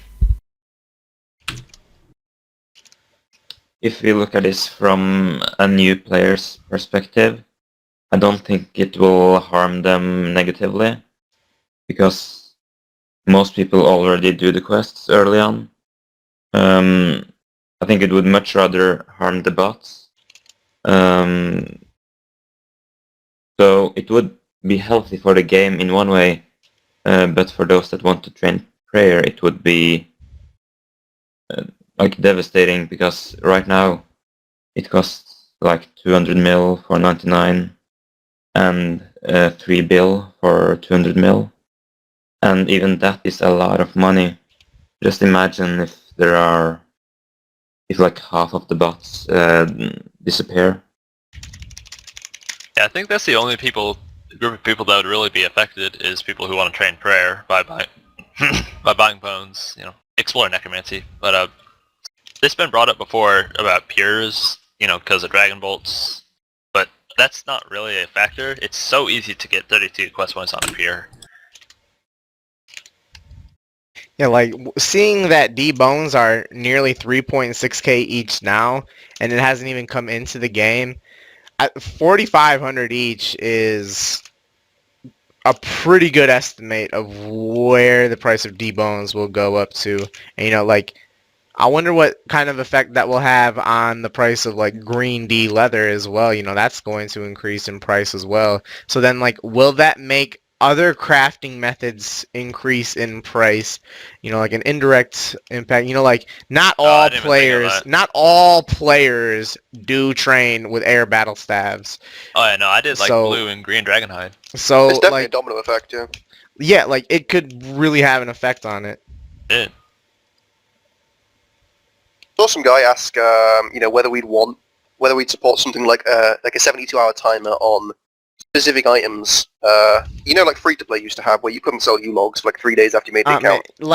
nah, I really disagree with that. Like, it really hinders the experience for a new player. So I really don't. For me, definitely not.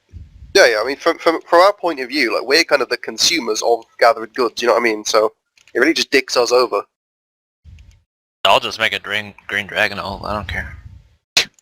Hey, green drags will be like 2 mil an hour. With the diary, yeah. More than that. Fuck it. Especially with the diary. All right. So then next, they straw polled sailing during one of the recent Q&As. Sailing got 75%. They also did artisan, and artisan got 64. So sailing at 75, that's passing. So do you think that if they polled it tomorrow, that sailing would pass? Obviously, it's a small demographic of people that are watching the Q&As and voting in it, but how do you think sailing would fare if it was polled again? And how did you guys vote originally on it, whether that's for sailing and artisan? Sailing definitely has potential to pass a poll. Last time around, I voted yes, and that was because it was basically just because I wanted a new skill, and I didn't really care what the skill was going to be. But right now, I'm not as I'm a bit hesitant to voting yes now. I think I'm going to vote no if it happens, because I would much rather have I'm very much a fan of the engineering instead. But if they manage to put some effort into it and convince me, I will vote yes. So I voted I voted no to both of them. Artisan, I just did not like the idea at all. With sailing, I was very open to the idea of sailing. The only reason I voted no was I assumed that after the no vote, they would take in a lot of feedback, improve or release more information, and then poll it again, and I probably would have voted yes. So it would depend on how much they could tell us about how it would be trained, potential rewards, etc., before they polled it. Because I think I would enjoy the skill. I would enjoy having a new skill in old school. But it would completely depend on how much information they're willing to give before developing the skill. Yeah, I'm waiting on more information. So right now, in terms of like sailing, I'd probably just abstain, whatever until more details. I think initially I voted yes, but now I'm slightly confused. Like if sailing is going to be pretty much underwater dungeoneering or whatever, what are they going to be doing with raids? I don't know. That kind of clashes a little. Initially, I did vote yes for artisan, but if it got repolled, I don't think I would vote for it. Because it would pretty much just force you to do like inefficient things. Like Slayer is fine because most tasks aren't really that inefficient. You're still getting good XP. It's just kind of on the side. But it's like if you got like assigned 500 maple trees to cut, I wouldn't like that. Although not all the if sailing got pulled like next week, I don't think it would pass initially. Like maybe after some more tweaks, like they'd have to tweak it a lot. Because yeah, the demographics are a little bit different. It's a little bit skewed sometimes. The Twitch chat, they're more willing to be interactive. To see them be happy on stream, like, oh, this is something we wanted to do. They actually might let us do it. You know. I don't know. I don't actually remember what I voted for either of them. Addison, I didn't like the idea of that. It just sounded stupid. Sailing, I was a lot more open to, but the way they described it at first, like the way they intended to do it all, it just made people vote yes for the rewards. Like they didn't care about the skill, they just wanted rigor and augury and a few other things, which I don't really care for them. Like I actually wanted to know about the skill, how you train it, would it go to 120, like what was the skill? There isn't enough information there for me, so I think I actually voted yes for it, and then I voted no on my alt, so I was like kind of negative there. I voted yes and no. If they repolled it, I don't think it would pass. They'd have to tweak it a lot. They'd actually have to put out more information saying like, this is how you're going to train it, this is the fastest XP, this is like medium XP with profit and so on and so forth. Like, I just didn't like how it was first, put out there to us. It'd be really weird if they gave us like that much information about that, because generally it's something that we have to explore for ourselves. I mean, I would like to see how the skill is trained. Not necessarily, okay, guys, here's the best XP rate, here's this, here's that, but something like, all right, here we are training the skill, showing. Right. Because when they just demos. When they did it, they originally proposed it as like there will be a slow way to train it that's very profitable, fast way to train it that costs money, and then like an in-between method, like just show like the different 3 ways of how that would be done. I think like I don't imagine that would be too difficult to show. Obviously they would have they would have to do so much developing of the skill just to show us that. And for it to fail, that would be a lot of time spent into it. So I don't know if it would exactly be worth it in a situation like that. But like information like that, I think a lot of people would be really interested in seeing. It's first time around. Artisan was pulled 3 times. I voted no to it twice. The third time I voted yes, just because at that point in time I just wanted something. I think that given where the game is right now, that adding in Artisan would not be good. Given that it's like a slayer for skilling. I believe that now obviously this is going to be a very small and will only apply to a few people. Like there are a lot of people who have done like 200 mils in some of these skills, and it would negatively impact their experience on it. I just think that the game isn't in a right place for Artisan. There's a lot of potential with sailing, however, and yeah, Zoid said that if it got, he voted no, believing that it would be repulled. I thought that they would too. I believe it had 67% on that on that poll, and like it really seemed like something that they would do again and collect some feedback and redo it. So I was really open to the idea of it. On the sailing poll, I didn't vote at all.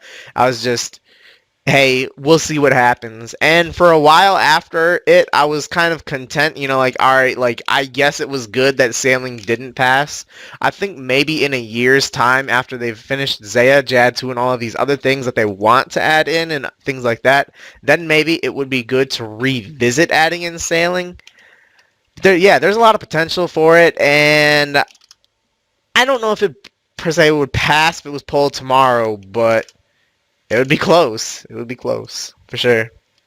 I don't know why they're pushing so hard on it. Like, they could explore some different avenues. I don't really think they're pushing too hard on it. It was just a question that they had on the Q&A, and, since it failed last year, we really haven't heard anything about it.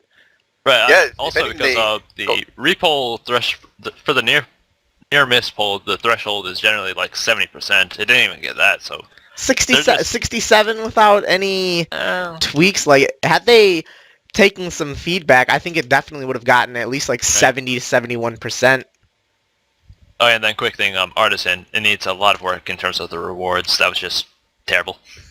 I don't even remember what it was back then. Oh, there were some That was things some like stupid totems, shit. that, like additional damage. It was so bad. Do you remember the robes, the runecrafting robes? Oh, yeah. Fuck, man, they were they were That good. they removed those on the final pull. Yeah. I think sailing has potential to pass. I It was a voted mess. no originally because I wanted them to remove Nightmare Zone and fix some other issues like that before they did a skill, and they did. And in the Q&A, I think Archie replied and said that they'll talk about it by the end of the year about sailing again.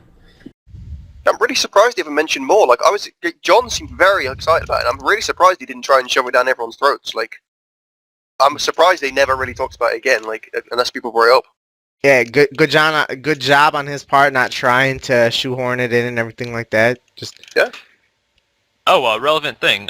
In terms of like wasting development time, quote quotes, not really, because it was generally worked on in people's spare time.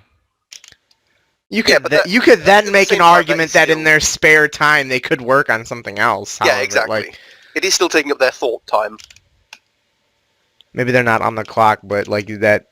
Yeah. So I just don't think it's like that big of a deal. I don't really care way too much one way or the I other. mean, in terms of sailing. I think it would take a lot of dev time for them to like. They would have to be so confident that it would pass for them to want to showcase like, all right, like at least have some kind of skeleton form of how the skill is trained.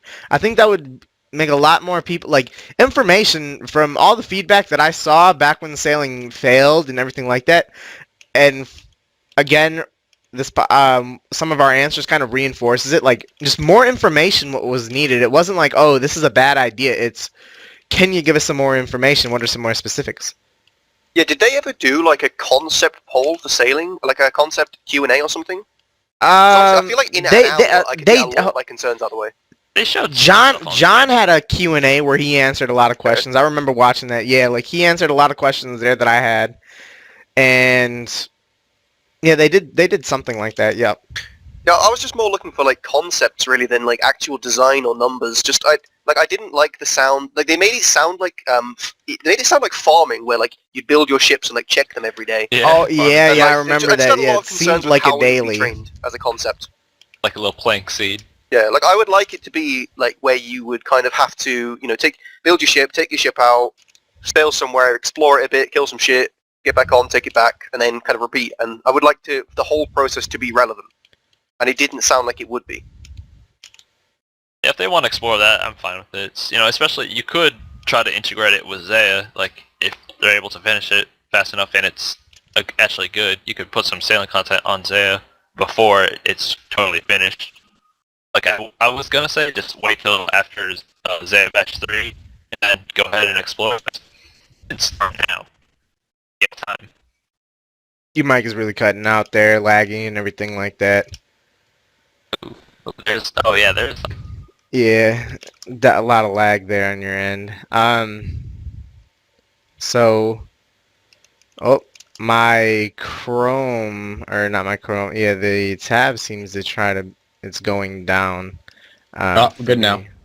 Alright, we're good now. there it is. So, That was a weird couple seconds. Next topic that we have is, so they gave us back the 2K Total World, and a lot of people were demanding that when they gave us back the other 2K Total World, that they would want to, like there's a lot of demand for a 2.1K Total World, or even like a max Total World. Would this be something that you would want, or how do you think like a max Total World would do?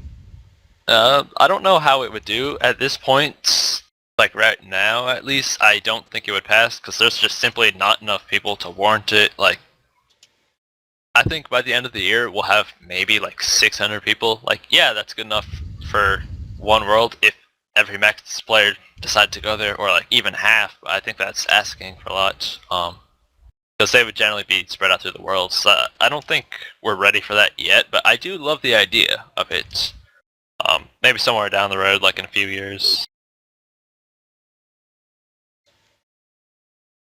I enjoy playing on the total level worlds because it's less like crowded, so you can play without being bothered by people and just play by yourself. But I don't think it's realistic that we will have more total level worlds within this year. So I think we should just be content with what we already have been offered. Yeah, like I'm totally fine with how things are. Going back to what Abra said about him saying like 600 people, a lot of us estimated that there'd be around 1,000 people or so max by the end of the year. So that's something that maybe it would like around 1,000. And then I'm seeing here like someone put in the chat here like, you know, maybe have the world open to people who are ranked in the top 1K like overall. That to me would be I'd be That's more a open concept. to that. I'd be more open That's to that interesting. than like a max total world like. I don't entirely like it because that means that you could lose your ability to go in, which Yeah, seems it's competition, really I weird like to that. me. Yeah, like I mean, yeah, it's competition, but it just seems so weird. I like that. I don't know if they could do that though. I doubt they could do that. Why is I that? don't know if they have a way to track your I overall assume they rank do. in the game. I'm, What sure, happened? Yeah, they must be able to. I'm sure they'd Nah. be able to. I don't know. I don't think they could. Yeah. What would I don't know. happen? Of course What they would could. happen If you're though? on a table, you can just extrapolate what the value is for your rank. and Yeah, check like they your they account. have that. It's not for, that fucking simple. Well, it should be. If they can check your total level, they can check what rank you are, surely. Not necessarily. The game knows what total level you are, but Yeah, the it game knows what doesn't total know level your you are, rank. and then the website it'd have to knows compare your you to rank. every other player to figure out your rank. Yeah, It'd have to interact with the website. it's more Which would be complex really than you would awkward. think. Well, yeah, probably. I'm trying now, like, OSBuddy has like a right-click lookup option, so obviously there is a connection between that and the high scores. I don't know if that's in-game though. No. That I don't know really. OS Buddy is basically just a fucking web browser. So it just puts it high scores. it could be done. Web though. browser. It could be Could be done. done. Yeah. But We don't know how much work that would or would not take. But yeah, you know, I kind of open to that idea. I kind of like the idea of it. That is, yeah. I'd rather just wait like a year and a half, and get a max world. Yeah. I think I would like using it just so I could message my friends that aren't max, like, lol, hop to my world. Yeah. But from a hypocritical standpoint, like, I would be pissed if there was like, you know, I get pissed when there's not enough worlds for Slayer. People who can't use a max world are going to be pissed, so it probably should not be added. It would just end up being like even more toxic and like elitist. There'd be like cunts. 50 people on it. It'd be terrible. Good. Yeah, because Is that a everyone problem? would want to use it. I mean, you know, everyone on for it's not a Slayer. problem, but for everyone else, it is. Like, they should not add it. So bad. How do you guys think that people outside of the top 1K and like with no realistically would never even be in the top 1K? How do you think that people would react to the possibility of that? You know, like let's say like some guy that's like 1,700 total level in SKSC. What's his opinion going to be on it? You know, Sheeran, what do you got for me? I don't know, mate. I'll go ask him if you want.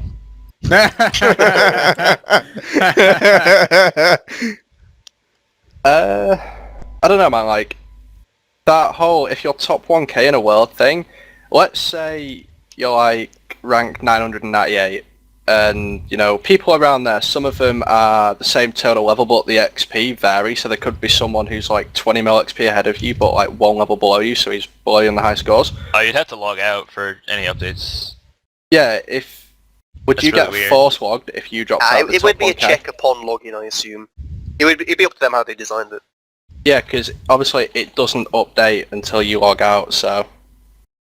Oh, that's Well- fine as well. That would be really funny though. Like if you DC or like you go to take a shit or something, and you come back and you're logged out, you try to Yeah, log back in. that's what I was Oh. thinking. If your cannon's on that world or you die, and Oh you're like, my your gosh, stuff that- drops. Okay, Yeah. yeah, that's Hey, actually hey, a really bad idea. I didn't think of You that. you gotta know the risk at that point. I imagine, like, Yeah, like if you're rank 999 and got bad Or internet, they don't can go just to make it so Cerberus. that Do not do Slayer. they can make it so that it resets every day Maybe, yeah. at midnight. the Set of 1,000 people gain access. Yeah, could do.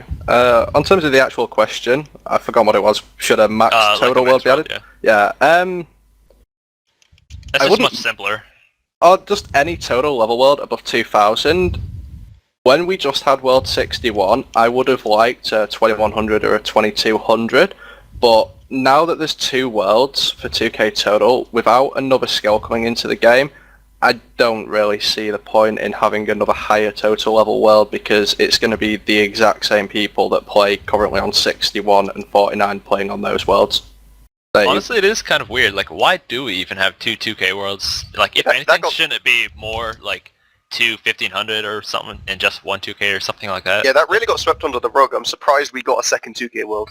That's really weird. I'm just glad it was UK, man. They didn't even pull it either. They just said fuck No. it. I'm surprised I we got it, and I'm surprised I haven't seen I a lot don't more people personally- on I Reddit don't complaining care. about it. I'm not complaining. I just think it doesn't make much sense.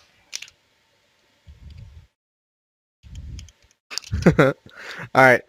Next up is EHP for mining was recently changed. It was changed to 117k after AJ had a great day of mining, and he averaged 117k, and Foot changed the EHP rate for mining post 99 to 117k.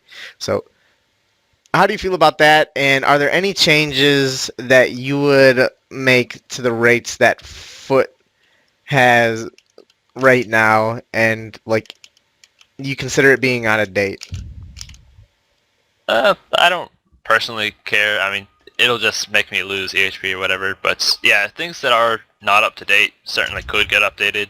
Like, a lot of things have been impacted by, you know, the herb tar being able to 3-tick so easily. Like, even Hunter. So yeah, I mean, I wouldn't really care, since yeah, that is technically the most efficient thing to do or whatever. So it fits. But and also, if anything, it's kind of weird that it's 117k. Like, yeah, that's his average, but that also takes into account that's like his rate. that's like the laziest thing he could have Yeah, done that's for a it. really, yeah. 'Cause I know that like he I said would've he just said a did, like, while 20. ago. He said a while ago, like, if someone does a 30 hour for it, I'll do it. And then AJ did it, and he was probably like, well, shit. Yeah, he took into account the little breaks. A lot of the EHP rates are out of date now, and that goes for almost all of the skills now. So I can't really mention all of the skills, but I think Foot should make like a Reddit post on his subreddit and get some more feedback, like he did last year. He just needs to be more Like, active. There's a post that Matto has on the CML subreddit for proposed XP rate changes, and I think that it's a very fair what he is suggesting. Like, there is a thread with feedback on there. He just seems reluctant to changing things like that. Like, even though he doesn't play, I know that he is aware of these methods. When is the last time you even played? Like, it was more than a year ago. I honestly don't even remember. I think that the biggest thing that needs to be adjusted is woodcutting, but then other things like hunter and fishing should be tweaked. But yeah, I mean, great job by AJ. I could never imagine doing a mining day like that. You know, fuck, I could never imagine doing an hour, let alone 30. Yeah. So that was fantastic on his part. Kind of weird though. Like, if you're thinking of, yeah, it's efficient, but is it really reasonable to expect that people could do that? Because, you know, you could also think of other things like Dragon Bones are super expensive, but it's still expected. That's what EHP is. Like, even though other things are cheaper, but they're slower. I don't know. No, it's definitely reasonable and should be the EHP rate. Now that he's fixed mining, I mean, there are a lot that need to be changed. You know, some need to be lowered to take into the account of, like, a solo player without alt accounts, like cooking, construction and prayer. They're a bit high now with the price changes, and wood cutting needs to be changed. There's pretty much all of them. I don't understand why he just changed like one now, you know, add a no runecraft filter on for when Zaya came out. He's just changing things one by one after everyone pesters him. he should just take the time out and just like read Matto's Reddit post, take the feedback from it, and change everything accordingly. I think woodcutting is the biggest one that should be changed. I honestly wouldn't like it to be 2-tick because that would really encourage crashing. But I think a 125k woodcutting is very fair. Yeah, like a really solid 3-tick. Yeah, because honestly, I think ESP rates do like heavily influence, at least in the high-level community, what people do, like the methods. Like just because CML doesn't say that that's the EHP doesn't mean that it's not the what one should be doing. Like yeah, like CML doesn't recognize 2-3-tick woodcutting, but that doesn't mean that it's not what one should be doing. Like doing 3-tick woodcutting is inefficient. So like I don't think there's people out there who are 3-ticking or 4-ticking because that's what CML assumes 4-ticking. It's all relative. I don't think people 4-tick saying, oh, you know, this is what CML assumes. Well, I mean, like if you look at like battle stabs, they're so expensive. I'm guessing because most people do that, maybe because it's efficient. I don't know. Like I just personally don't do battle stabs because it's so expensive per unit.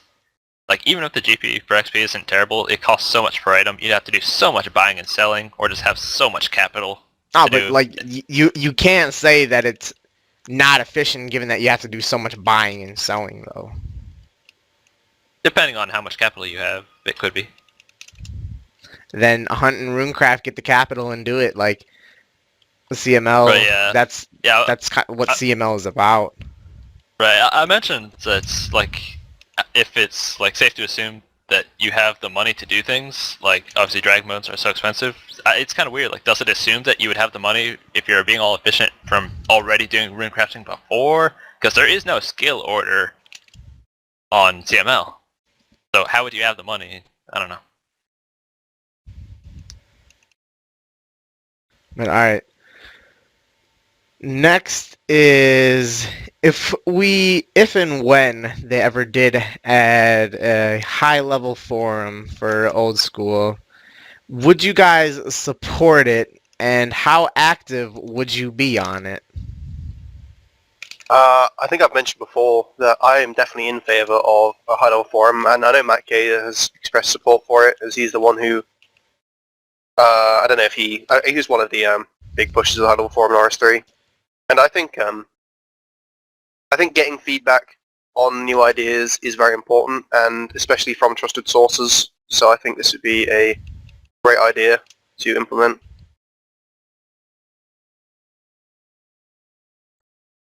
I would also be in favor of this. At the end of the day, we are long-term customers, and we have more knowledge of the game than the average player. So I think they should value our opinion, that they should respect our opinions and make high-level forum. Yeah, and I would also participate in it, and it would be very fun. Yeah, it'd be really good for feedback, because, yeah, we probably do know more than the average player, and we'd be using content more. I'm in favor of it. I would probably use it like a little bit at the start, but honestly, I don't really use the RuneScape forums anymore. Like, I did like a long time ago, but it wouldn't be really relevant to me. The RuneScape forums are pretty dead in general. I don't know how much people would actually use them. I don't really like. I would try to stay away from it because I feel like I would find myself spending too much time browsing on it and things like that. But no, like I can see why a lot of people want it, and I think that there's a lot of potential for good things in it. And like, yeah, you know, it's just different opinions that people would have that would be good to look at for sure. You know, checks and balances. You got some people being in favor of one thing and some in favor of another. But I'd say, like, I would try to stay away from it myself. When they say high-level forums, do they mean like high level as in 2k total? How much Yeah, something like that. time spent in game or max? Because On RS3 it was max, right? yeah, it was maxed. Yeah. I don't know. It would be nice to see a high-level forums, but not like ridiculously fucking elitist. Like, I'd like to see some lower-level people on there that, you know, still know what they're fucking talking about. You know, like just casuals that have played since day one and they've slowly progressed their account. See what they have to say on it. The PVMers, the PKers, you know, skillers. I'd like That's to just see it. forums. No, but like the high-level ones. I don't want 1,300 total people in like fucking D-meds telling me how to do Slayer. Like, you know, suggesting Slayer changes on a forum that would, you know, be taken more seriously. So are you saying maybe like just more categories, like a forum specifically for PVMs, specifically for No, high level or whatever? High-level Skill. forums with like sticky threads, you know, for different aspects. Like Right. 2k total high-level forum where it's different people with different opinions. Because if it's high-level forums, is how many maxed people? The majority of them skill or don't actually play anymore. It would just be this skill sucks, that skill sucks. Wouldn't get anywhere. And also there's not even that many people, especially like if you break it down, who actually uses the forums. Yeah, exactly. No one would I mean, be posting. I'd take part in it. You know, I'd go on it. Probably not that actively, but I would use it if they actually brought it out and it wasn't just a complete waste of time. Yeah, I don't use forums at all, but I might be tempted to with it a little bit. We already have a high-level forum. It's called the Hexis Twitter list. So, Good point. yeah, I don't really see the point. If there was like a high level forum added, what kind of recs would you be looking for them on it? Like, would you want it max 2k total? Like, what kind of requirements would you want to see out of it? Like, maybe someone could even say like 100 days played. You know, like there's a bunch of different ways that they could go about it. What would you kind of be looking for? I don't really know if playtime is fair to do. Like, you did it now, like in terms of new accounts maybe, but in terms of like splashing and all that stuff from previous, that inflates people's playtime so much. I'm not sure if that's really appropriate. Yeah, for me, I think it should just be max total level, just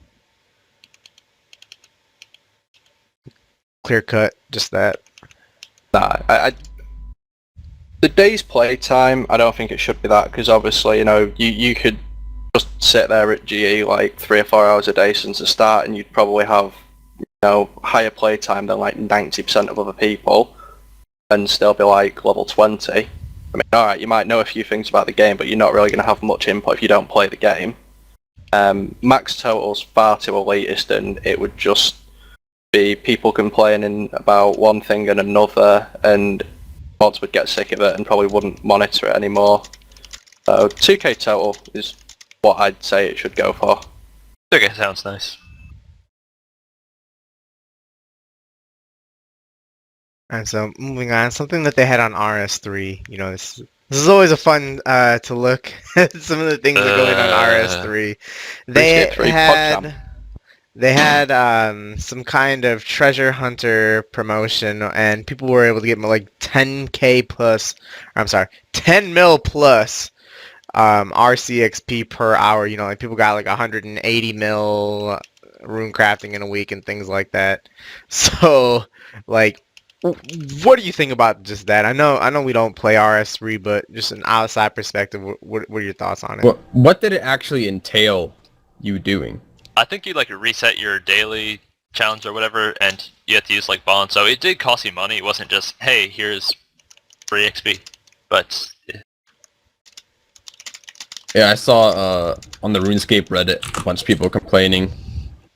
I mean, even RuneScape 3 players joke about how ridiculous the microtransactions are, and it just makes me more grateful that we don't have that shit. Like, could you imagine getting 180? Like, it's we can't even fathom this kind of like XP rate for runecrafting too. Nonetheless, incredible. Like I saw Alkin tweeted it out, and like that is scary to see where that the game is at. I have a couple friends who play RS3 and they weren't happy with it. Yeah, like that's insane. It's really crazy. It's really crazy. It really is. I really have no other words for it. I just hope old school RuneScape doesn't go this way, because I have 7,000 hours played on RS3, and that was before EOC and stuff. And I search what my EHP is, and it's like 300. And that's crazy to think that I've played 7,000 hours, and I only have 300 EHP now. So that just goes to show how much the XP rates have increased over the years. I don't really have an opinion on the RuneScape 3 Treasure Hunter promos. Like, they dug themselves a hole, let them sit in it, man. Like, if they want to do 10 mil XP an hour rune crafting, feel free, man. I don't care as long as that shit doesn't come to old school. Yeah, it's only just like, how from like a balanced perspective can you be okay with allowing people to get 180 mil rune crafting in 2 days? Like, I have no idea, honestly. It's just like there's obviously the stereotype of, like, you know, old school players go like, oh, fuck RS3, it's so easy, the experience is so high. But, like, the base experience aren't even that bad, but when you see shit like this, it's hard not to agree. As Randy said, like, he said it's scary. I don't think it's just scary. I think it's, like, disgusting. I don't know. All I have to say is rip to the CML for RS3. It was already so bad because everything was based off double XP weekends and such, but just completely ripped to the rune crafting section. Oh, you should see the RuneScape 3 version of CML, Rune Tracker. You should see some of the rune crafting records on there, man. Oh, that is terrifying. I just hate going on the RS3 side. I've done it a few times. I'm just, like, disgusted every time I do. Alright, so they implemented a couple changes to the skill cape perks. Do you guys think that they will make any other changes to the skill cape perks? And are there any perks specifically that you would like to see tweaked? I'm not 100% sure why they changed smithing now that they've brought out the ice gloves thing. Like, all the other perks, none actually spring to mind that could be better, or, you know, they could maybe add anything on. Maybe the fishing one everyone's whinging about, teleporting it to Otto's Grotto. I mean, you know, games necklaces are a thing, so that doesn't really piss me off that much, but the smithing one, I don't understand why they've changed that. Like, I can't imagine what was going through their minds. Yeah, back to what we were talking about earlier, for Modmac K's stream, he had better show the statistics of who the fuck is using a coal bag after 99. Yeah, that's a good point. Yeah, from I would be shocked. Now, I believe, and from what I have seen, just from watching people that train smithing post 99, the majority of people that train it, if they're not banging bars on an anvil, they are using goldsmith gauntlets at blast furnace. Like, the amount of people that use a coal bag post 99 is so small in comparison to goldsmith gaunts post 99. Like, if this, like, it's just that, given that it's for people who would only be training smithing post 99, and I mean, like, who's smithing after they've already gotten the cape? Yeah, to be fair, that you, Chris not that Archie. many people were using the goldsmith gauntlets after 99 comparatively, but why is changing it to coal bag better? Like, they're both kind of bad in the grand scheme. Yeah, If like, anything- why isn't that just with Motherload Mine? Just pay some more nuggets for that. Yeah. I don't know like, what it could be. If anything, if they were going to change smithing, I'd have preferred it to change it to a hammer. Like, that would have made more sense than fucking coal bag. I think he said there was an issue with equipped items changing the ops on things or something like that. said it would be a very annoying workaround and might require engine work. You'd also have to look for every instance of a required hammer. Yeah, Fair enough. but yeah. I guess some tweaks that I'd like to see is, so for the fishing guild thing, make the teleport in addition to, not to replace, although there's already 3 teleports to the fishing guild, adding in the Otto's Grotto as a, in addition to would be nice. You know, like, I know the majority of players don't have a efficient mindset, but the majority of fishing post 99 is done at Otto's Grotto, so it makes a lot more sense than the fishing guild. What if they made the fishing perk that you'd be more likely to get a clue bottle, like how the woodcutting one is more chance for a nest? I wouldn't like that. I mean, it wouldn't be relevant to me. There's nothing to do with Anyways, fishing, really. Yeah. I mean, fishing, clue bottle, alright, whatever. Yeah, I really don't like the smithing cape change, also because it's just really annoying. Like, you'd have to bank twice, actually like 3 times. You'd have to fill it twice and then refill your inventory. It's just a hassle. And also who uses it. Fletching really needs a use. It's, I don't know, not very good. Hey, isn't the fletching one the one where you can spawn the myth grapple? Crossbow and grapple, yeah. I used that for something, so it's more useful than like Herblore. I mean, I understand its use, but I just don't think it's really that useful. It's good because Jiglin once used the Herblore one to spawn a lot of pestle and mortars and put them on top of one of the obstacles, Dorgish Khan, to harass Bradfordly. Don't tell me it's not useful. I can only think of it being useful is if you're, obviously if you have a max cape and you're going to Arma, that's the only time I ever see it being useful. Because you want your accumulator. The pestle and mortar one is, I've been finding a lot of use of that for Hunter. So if, for example, someone goes out to Black Chins and you're maxed, it would be best to not bring a pestle and mortar with you. Set down your traps and pull the pestle and mortar out of the cape, give you an extra inventory spot while you're up there, you know, whether that's an extra brew or restore or something like that. So like that has a very small amount of people that affects, but I don't think that was intentional. Actually, because what happens to the max cape if you die with it past level 20 wilderness? if you lose, to my understanding, if it's less than level 30, you can still go back and pick it up. I asked this a couple times, and I had multiple people tell me that if it was under 30, that it would just be on the ground for you. Oh yeah, that's how it normally is. Like if you're just doing abyss stuff, that's Randy. I've gotten killed a few times. Yeah, Randy, you said you had a placeholder max cape. You should test that. If someone kills me one day, then I will know for sure then. I volunteer as tribute. Alright, next up is what update are you guys most looking forward to coming in the future? I'm interested to see how raids pan out. You know, like, I'm not going to go into detail about it because it'd be too long and I'd waffle on until the end of the podcast, but I'm looking forward to raids and Jad 2. They seem really interesting. There's no other updates that I'm aware of that I'm actually excited for. That spring to mind anyway. Yeah, hey, plan update.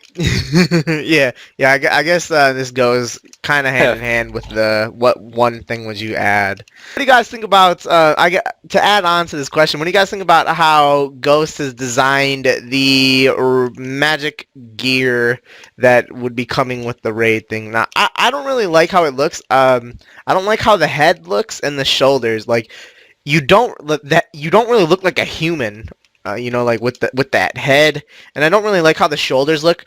However, like the rest of like the torso and legs look fine to me, but yeah, carry on. It's the head for me. Everything else is fine. The head just looks so out of place and stupid. They just need to put like a black fucking mystic hat on it. It'd be fine. It looks like you're someone from Tron. Yeah, it does actually. It looks cool though. I like it.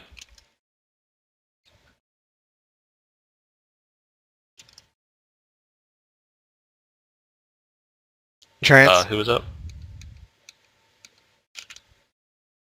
Well, fuck him. We lost Trance. I don't know where he is. Alright, Oslo. I think SEA Batch 2 has a lot of potential, and I'm looking forward to it, but the update I'm looking forward to the most is definitely the clan update. That has also a lot of potential, and not just for like ranking system, but also didn't they talk like about the we could get like a site, like more data on our clans and such. Yeah, RS3 has like the clan high scores and stuff like that, and like you can go on the website and see who's in the clan, like that kind of stuff's cool. I would love to see that. That would be great. Alright, kind of two things, but one more so than the other. I don't remember, I think it's somewhere around batch 2, the scaling boss Wintertod. Partially just because it's like blocked off right now, like you know where it is and whatever. It seems like it could be kind of interesting, fun, whatever. And also it was mentioned so far back. But more so, I'm excited for the Inferno, which is obviously like where Jad 2, whatever its name was, is. I actually, like, after they started going into detail about it, like, back in January, I actually, like, had a dream about it, and, I don't know, it seemed kind of cool. Shut up. Yeah, see all the new monsters, because they haven't already done it, like, they originally, like, we could do it in February, but it would look like crap, no new assets. But yeah, since they pushed it off to batch 3, they have lots of time to make everything look really nice. They can just flesh out a whole bunch of lore in the area, and I think it'll be great. And also, you know, obviously it's another challenge. Like, one would probably say the most challenging thing now is Zulrah, but I find it, like, really easy. And, like, I haven't killed it for 6 months. I just got back to it, and it's pretty easy again. So, something harder than that, that'll be fun.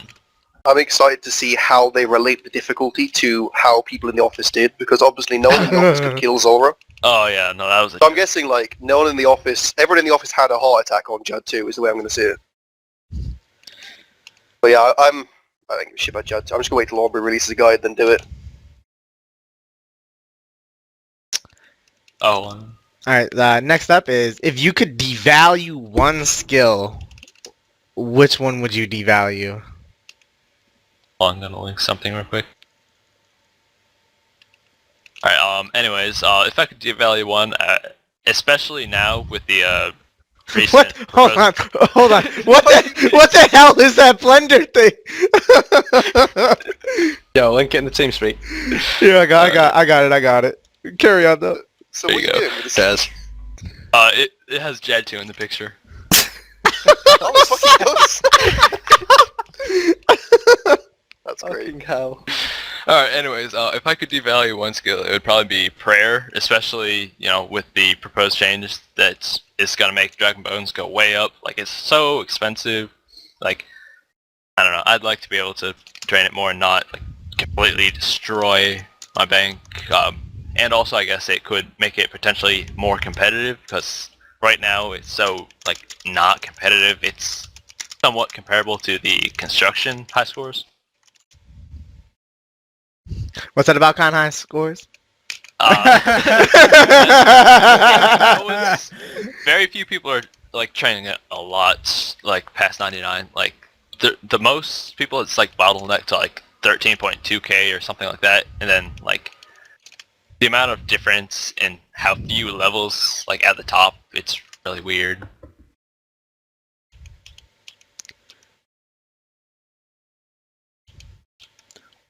What about do you, think, Sheeran? I skip, man. I wouldn't devalue any skill. I always have difficulty picking which skill I dislike the most. It's probably just like prayer or fletching, but the thing is they're worth so little anyway, it's not even worth devaluing them. It would be prayer, because that at least takes some time, so yeah, that.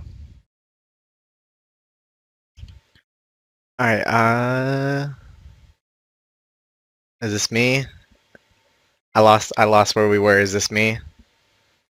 Probably. I'm just going to assume it's me. So for me, it would definitely be rune crafting. You know what? Hold on. Let me take that back. It'd be Slayer. It'd be Slayer. How? I don't know. The just added more multi-combat tasks, Well, the more problem is OP gear, things like adding in like one good task wouldn't affect it that much. like I mean we're not saying like if you just total destruction of the skill, just increase the XP per hour. I wouldn't want like Like, just total destruction. Just like more alternatives that might be better, like more convenient. I don't know. Actually, you know what? I'm even though I said I skip, I would devalue mining just because it was my last 99 for max, and I fucking despise the skill. If I could make that like 100k XP an hour motherload mine style, I'd do that. Yeah. All right. So moving on then. This was something I was streaming myself doing some prayer the other day, and Matt came into my stream and said that he's working on a plugin for prayer, which would make it to where instead of having to use the bone on the altar, or I guess it would be left click use for the bone on the altar as opposed to right click, move your mouse down, use. So what do you think about that? Do you think that's OP? Is that too game changing? Should they be allowed to alter the game like that? What do you think? I guess it's kind of OP, but at the same time, as of right now, you pretty much are forced to use AHK or mouse keys for prayer. And I'm personally not a fan of AHK and mouse keys. I just started using them because if I don't use them, I'm put at such a disadvantage. But I don't think making this plugin is going to solve that problem. I think the Jagex team should rather look into it and make the game more friendly to people that don't use AHK. Yeah, if anything is gonna be similar to this, I would say that would just be something to the vanilla client. But wait, so it would essentially rearrange the ops on the item, right? Yeah. Yeah, because like that's not how it currently is. That seems like really strong. The people who don't use HK, like if that came out, they'd be able to get similar XP rates. I mean, I don't know. I don't like it. I probably would be very against that. Actually, no, I would. Yeah, I'd be strongly against that. It just sounds stupid. Like they had the farming plugin removed, and that is like similar on how overpowered that plugin would be. So no, I'm against that. to me, as someone who does train prayer, that would be really overpowered. I was thinking to myself, like, what kind of impact would this have? And you could like possibly set up AHK to where you would just be hitting just your keyboard. You put in enough. You would put in enough what is it, inputs, and like you could like use the bone, like left click bone, move to the altar, click left, move it over, left click bone, like something like that could be set up. And like, I mean, sure, you'd be playing a piano, but that would have a huge increase on XP per hour. The consistency as well, like just like, because there are a lot of people bury, like, I mean, maybe I'm only speaking for myself because I'm quite shit at it, but like people bury bones when they're doing it, and so just given that, it would increase the consistency of it as well. So this seems like something that I think if it was pulled might pass, but if they added it as just an OS Buddy plugin thing, there'd be a lot of hate. I do think that yes, it would pass if it was pulled, though. I honestly don't think it would pass. I think it would. Do you know how many people would love the ease of that? Well, I mean, just because it's ease doesn't mean that it'll pass. Just like if they pulled something that was like 300k AFK XP, that'd be too game breaking, and people wouldn't put it in, even though it's convenient. Yeah, as a plugin, this is way too overpowered. I mean, if they can do this, what's stopping them from doing left-click withdraw all, or like left-click build a table, or stuff like that for other skills? And the answer is nothing. That actually is interesting. Like how you can now left click on an enable. What if you could left click on a hotspot? Yeah, I think changing the way you interact with the game is too far. Yeah, totally. I mean, yeah, if they want to pull it and it passes, then fair enough. But as a plugin, no. Alright, so couple questions here then still. This is for Trance and I. When someone applies for a smiley, what specifically do you look for, given that we use our discretion on a case-by-case basis? Honestly, if you have like a 50-hour week, as long as it's not something really over like lavas at 91 plus, I'll probably just accept you no matter what. Yeah, for me, I usually look not so at the week, but more so the month. Yeah, appears like you guys, there's a lot of lag there with you and Abra talking there. But all right, so usually for me, I like to look at the month, not so the week. You know, like if I see you on like a around 200-hour month and like above 1500 EHP, usually that'd be someone that I'd accept in. If Ginge and Trickle were in here, I'm sure and Clayton, I'm sure they would have some nice input on this. I know that Ginge is the most lenient in terms of accepting someone, and Clayton is the most strict, so that's good to have that kind of balance. Alright, and then this is a question that we had back when Finn stepped down, but popping up again here, is for me, would I be able to relinquish my own ownership to anyone? I wonder if that's asking like if there was like a rebellion saying like, oh, get the fuck out. I don't know if that's what it means by relinquish. If I was no longer the leader, I wouldn't appoint anyone or anything like that. It would be interesting to see what the gens would do in the aftermath of that.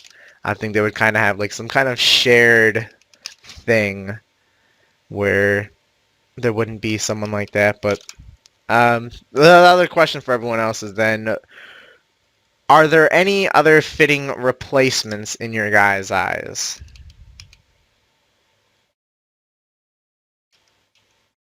I mean, I'd do it, I guess. Yeah, I'd probably step up if Randy actually left. Hey, let me point this out. Just a couple months ago, Trance said he wouldn't, so... I said I wouldn't want to.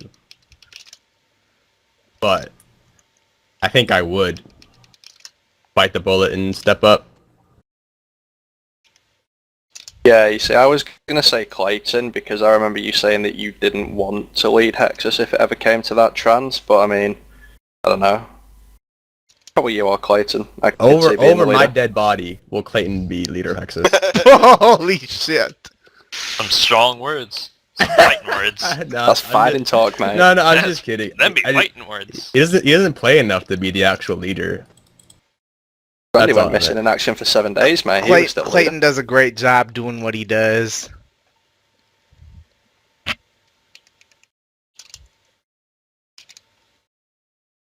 Here, Oslo? I don't think, for example, Gav would fit for the role because he barely plays nowadays. By But- Gav, do you mean... What? By Gav, do you mean like Ginge Gav or Gav Gav? The Gav. What? I don't know the difference. Uh, Yeah, but all of the other generals, I Gavin think, Free. would fit the role, so whoever wants it the most. yeah, I think for me, probably of the other gens, I feel like Ging is the most fitting in my eyes. Mostly because I don't think Trance wants to do it, even though he said he'd step up. It's got don't it's think got King it's got to would be wanna some do it. it's got to be some like I don't know if any of the other gens would want it like No. you know if we go back to over 2 years ago when E-Fire stepped down like I wanted it and like it's got to be something that you want to do. Yeah. I think as of ease of stepping into the shoes, I think Trance is the most like your style. Clayton's kind of different, and then Trick and Ging are pretty different.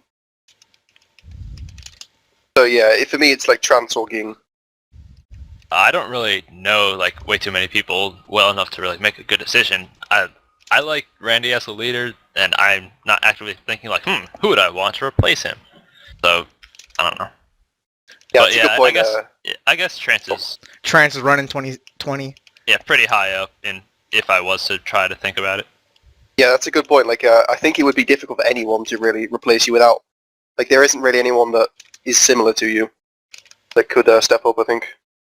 Saying that, does it have to be a general, or can we think outside the box? You say who you want. I would be shocked if someone that wasn't a gen became the leader.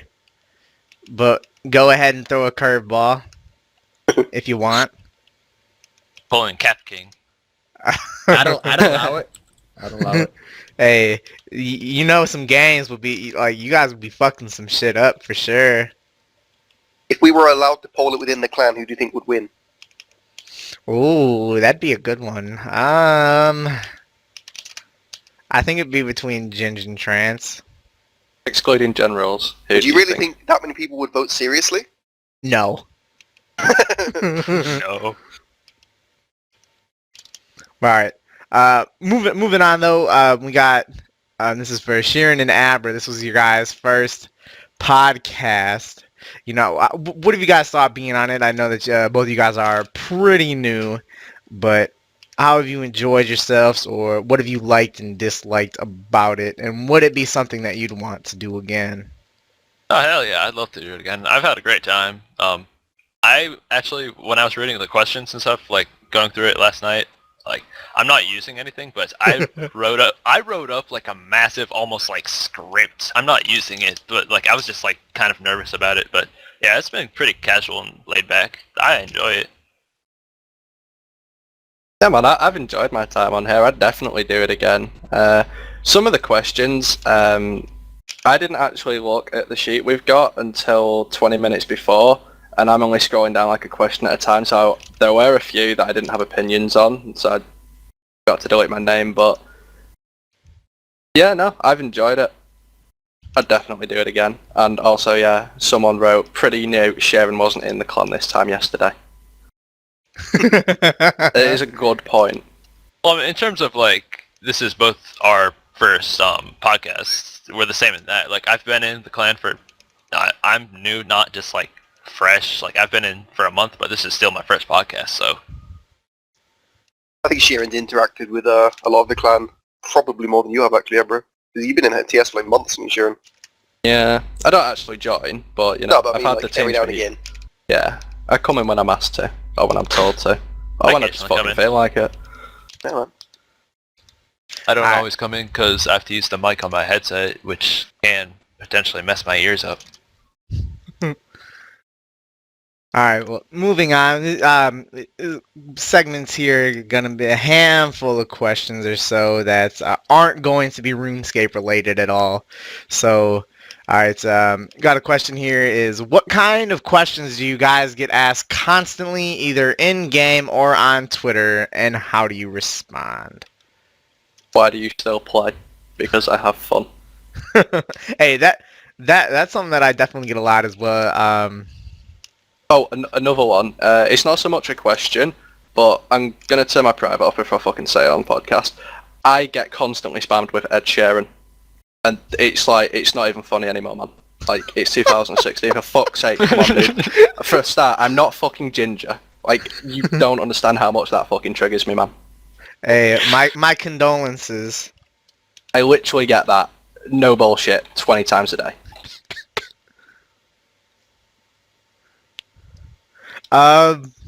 Fuck, I had something in mind, but now, like, I forgot what I was gonna say.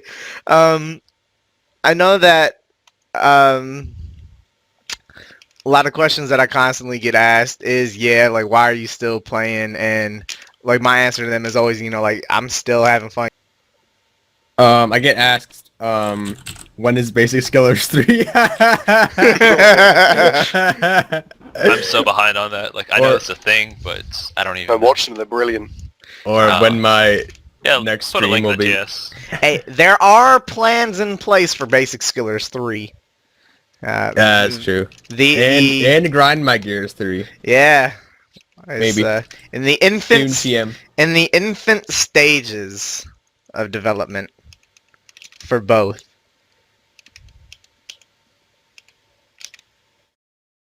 It's not really something funny or something, but the question that I get asked very often is whether or not I'm from Norway because of my name.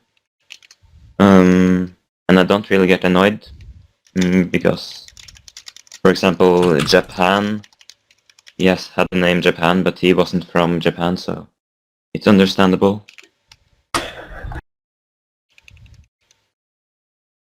So I get asked constantly. Oh, no. I get asked whether on the Reddit mod, if I can look at their thread, if I can check the messages. The thing is, I don't really help it because half the time I just tell them I am the Reddit mod because it's funnier to do that and cause confusion. I literally spent about 3 months PMing all my friends saying that you were the Reddit mod. I thought you were. I honestly thought you were. Because everyone tells everyone I am. But I think I I was am not confused the at one Reddit point. mod. Alright, I'm not really on pretty much anyone's radar. The most times I got PMs from people I didn't know was like for a couple of hours or like the occasional like after maxing, and that's pretty much only because like I was on the recent max on CML, so it's like, oh, let's congratulate him. That's pretty much it. I'm like non-existent on Twitter pretty much. People don't come to me.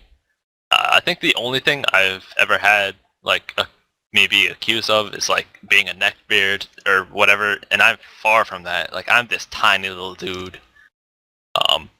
And once there's this dude being all like annoying because I sometimes like to speak well, not just be all sloppy, like maybe proper grammar or whatever, and he was saying, oh, you're trying to get PMod. I was, That's pretty much it. I shout out to the people who are PMing me asking if I'm the Reddit mod. I love the fans. Alright. Next question we got here. I like this one a lot. It's let's say a zombie apocalypse happens, similar to like in The Walking Dead. Which members of the high-level skilling community do you want with you, and which members of the high-level skilling community would you not want with you, and why? Yeah, I spent some time thinking about this earlier. I found it more easy to pick ones I definitely don't want with me than ones I do. But in terms of people I would want with me, I think you're looking for that survival instinct and like positive outlook, which is why I'm taking Cap King and Randalicious. Hey, Cap King would be fantastic to have, absolutely. Cap King can take any situation on. And I think the people I definitely don't want, there are a lot, but I had to narrow it down to Jiklim and Shanta. Because I feel like both of them don't really have skill sets that would be of use, and also just like they're massive memers, so you just get them constantly like, oh look, I'm a zombie, Kappa, and they just piss me off so much. Holy shit, now that you say that, I think Jiklim might be one of the top people I wouldn't want to be with either. Let's see, some other people that I don't or wouldn't want. Ooh, fuck, now you really got me thinking. I wouldn't want to be with Trickle or Ginge. I don't think they would take the situation seriously at all. And yeah, it would be yeah, I don't know who I'd really even want to be with. Like, I really wish that I would have. I know when I was putting this together yesterday, I looked at this and I said, "Damn, that's a good question." And then like I'm sitting here thinking still like, damn, that's a good question. Like I never fucking had a chance to sit down and try and think who I would and who I wouldn't. You know, I'll try and come back to this. I'll try and come back. Take Randy because you need that Abraham character. Randy's a ginger, like Abraham. And you gotta take myself because Twitter would be fucking lit during a zombie apocalypse. There would be no Twitter. I'd have some great memes for that. Yeah, I but like you're your gonna see it where, thinking. like 90% of people are zombies. For no audience. There'd be an audience. There'd be an Just audience. like, What? At that point, you're Why like- is the zombie apocalypse? What are some memes that you have right now? I don't want to. I gotta Spoil save them. them. If I release them now, it won't be funny when zombie apocalypse happens. Holy fuck.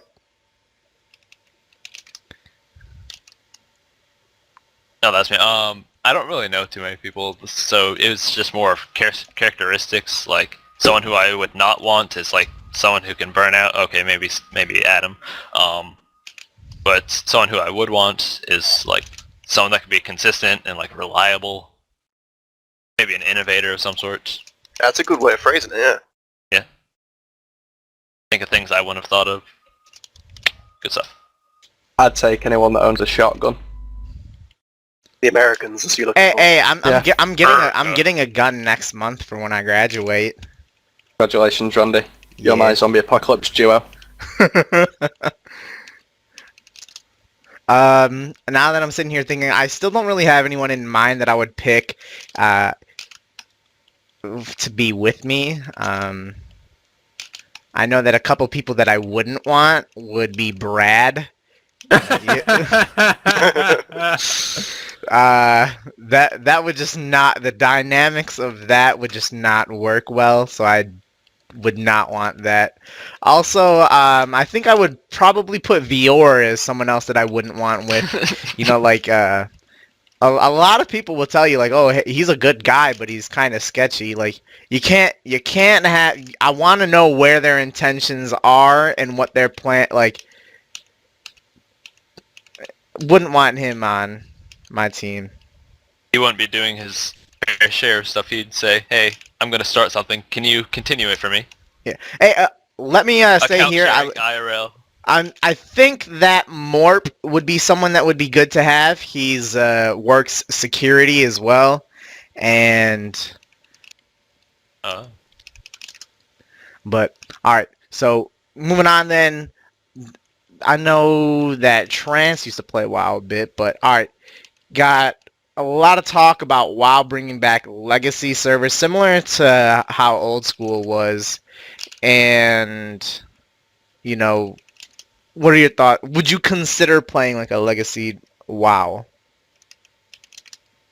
So I'm really surprised. I would be so surprised if they haven't got any plans to bring out legacy WoW servers, because I've played WoW private servers for the vanilla.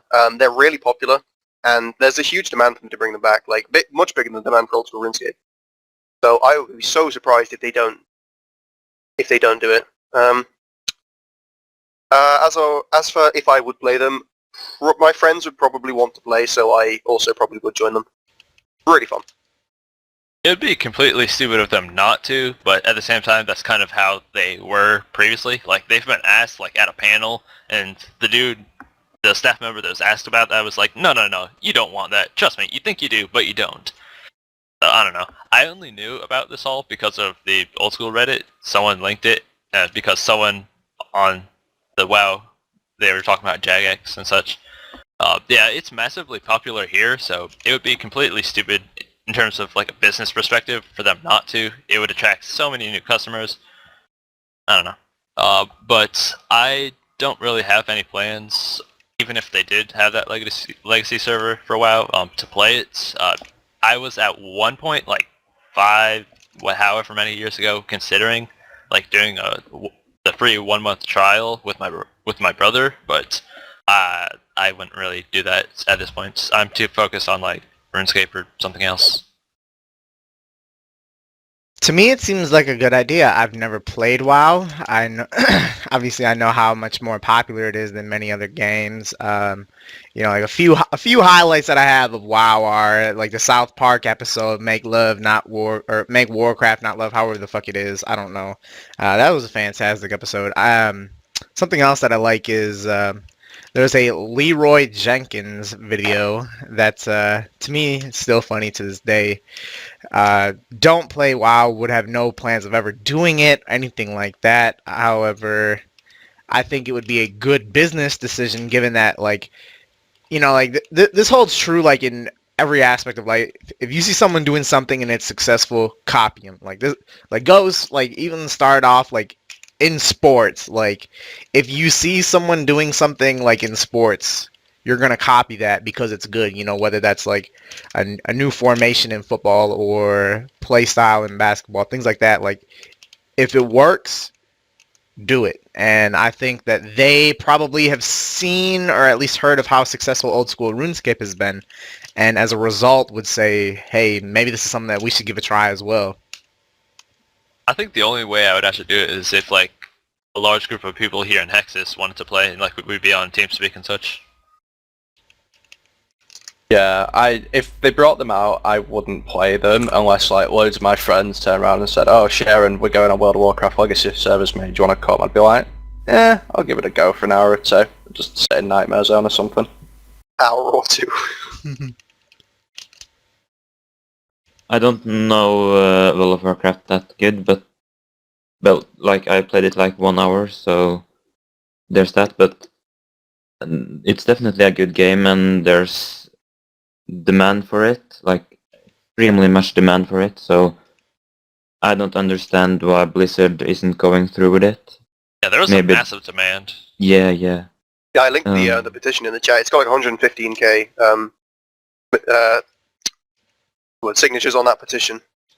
Yeah, I already signed it. I think it was like 800,000 people signed up, like 150,000 concurrent players. Huh? I would definitely play Legacy servers if they came out. The problem is it's not going to happen.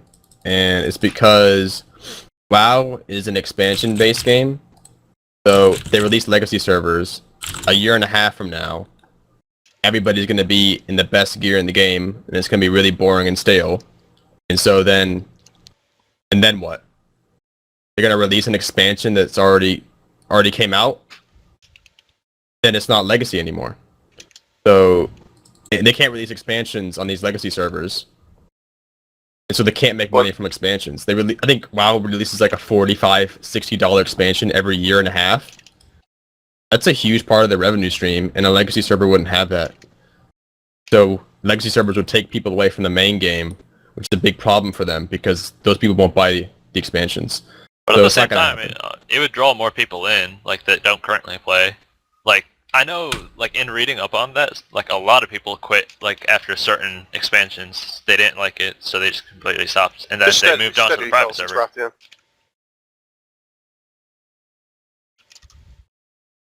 But even if it would still get boring because they release Legacy server and then they release the patches as they came out originally, and then eventually they release what was the last vanilla patch as AQ. Next Ramos.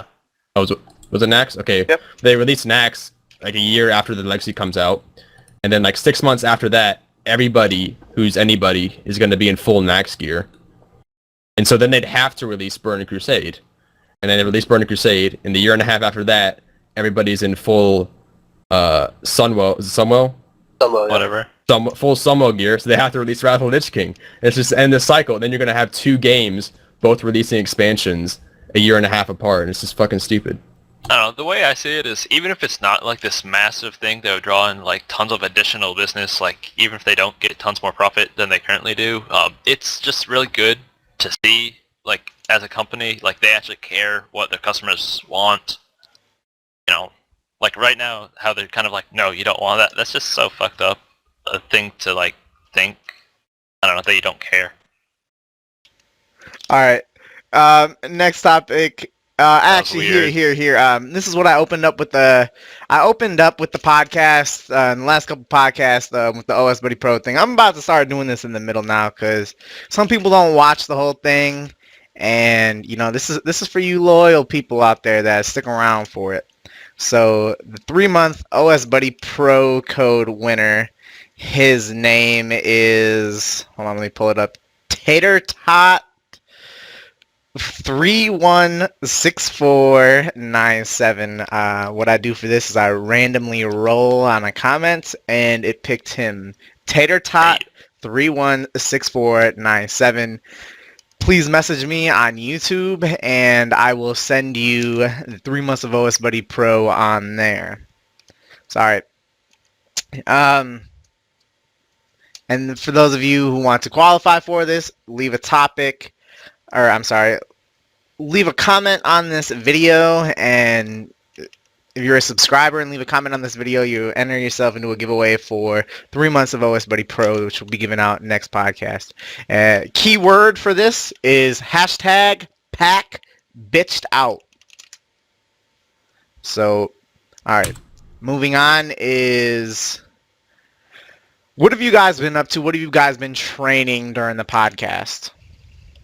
So I just got back to Zulrah, but I didn't think it would be possible for me to keep up with the questions and that at the same time. So I've just been AFKing sharks. I've gotten like almost 1 million experience. So yeah. Come So, on. hey, 2016. yes. I've just been doing agility. I've been hunting the whole time. Should have went for a farm run, but I forgot to do that.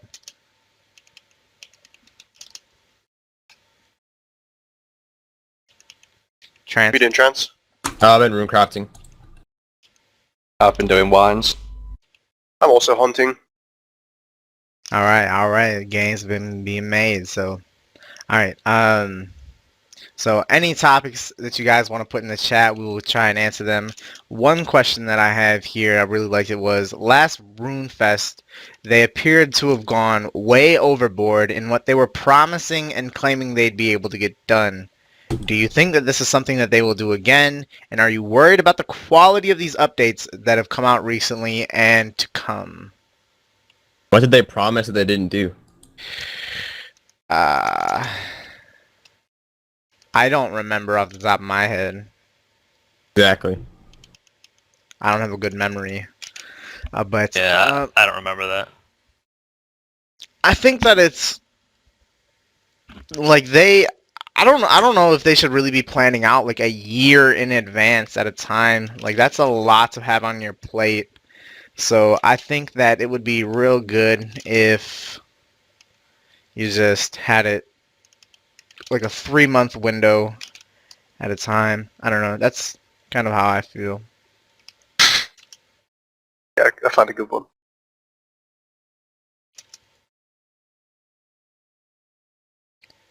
I mean, yeah, they did make a lot of claims at RuneFest. They made a really big production. It wasn't really big production value, but they obviously put a lot of effort into their presentation. I really liked Ian's energy during the presentation. He was very committed. In terms of what they actually talked about, like you guys, I can't really remember what they talked about that much. But I'm hoping that they deliver on Monkey Madness 2, which they seem very excited about, and that my boy Jed, who I've believed in since the beginning. Jed is a good Jed's man. the GOAT. Jed is a good Jed, man. in fact, I have a related tweet because let me go look. Don't write Jed off yet because I think Jed's going to be a great addition to the team. Our next podcast will be April 30th or May 1st. One of those 2 days. Not sure which.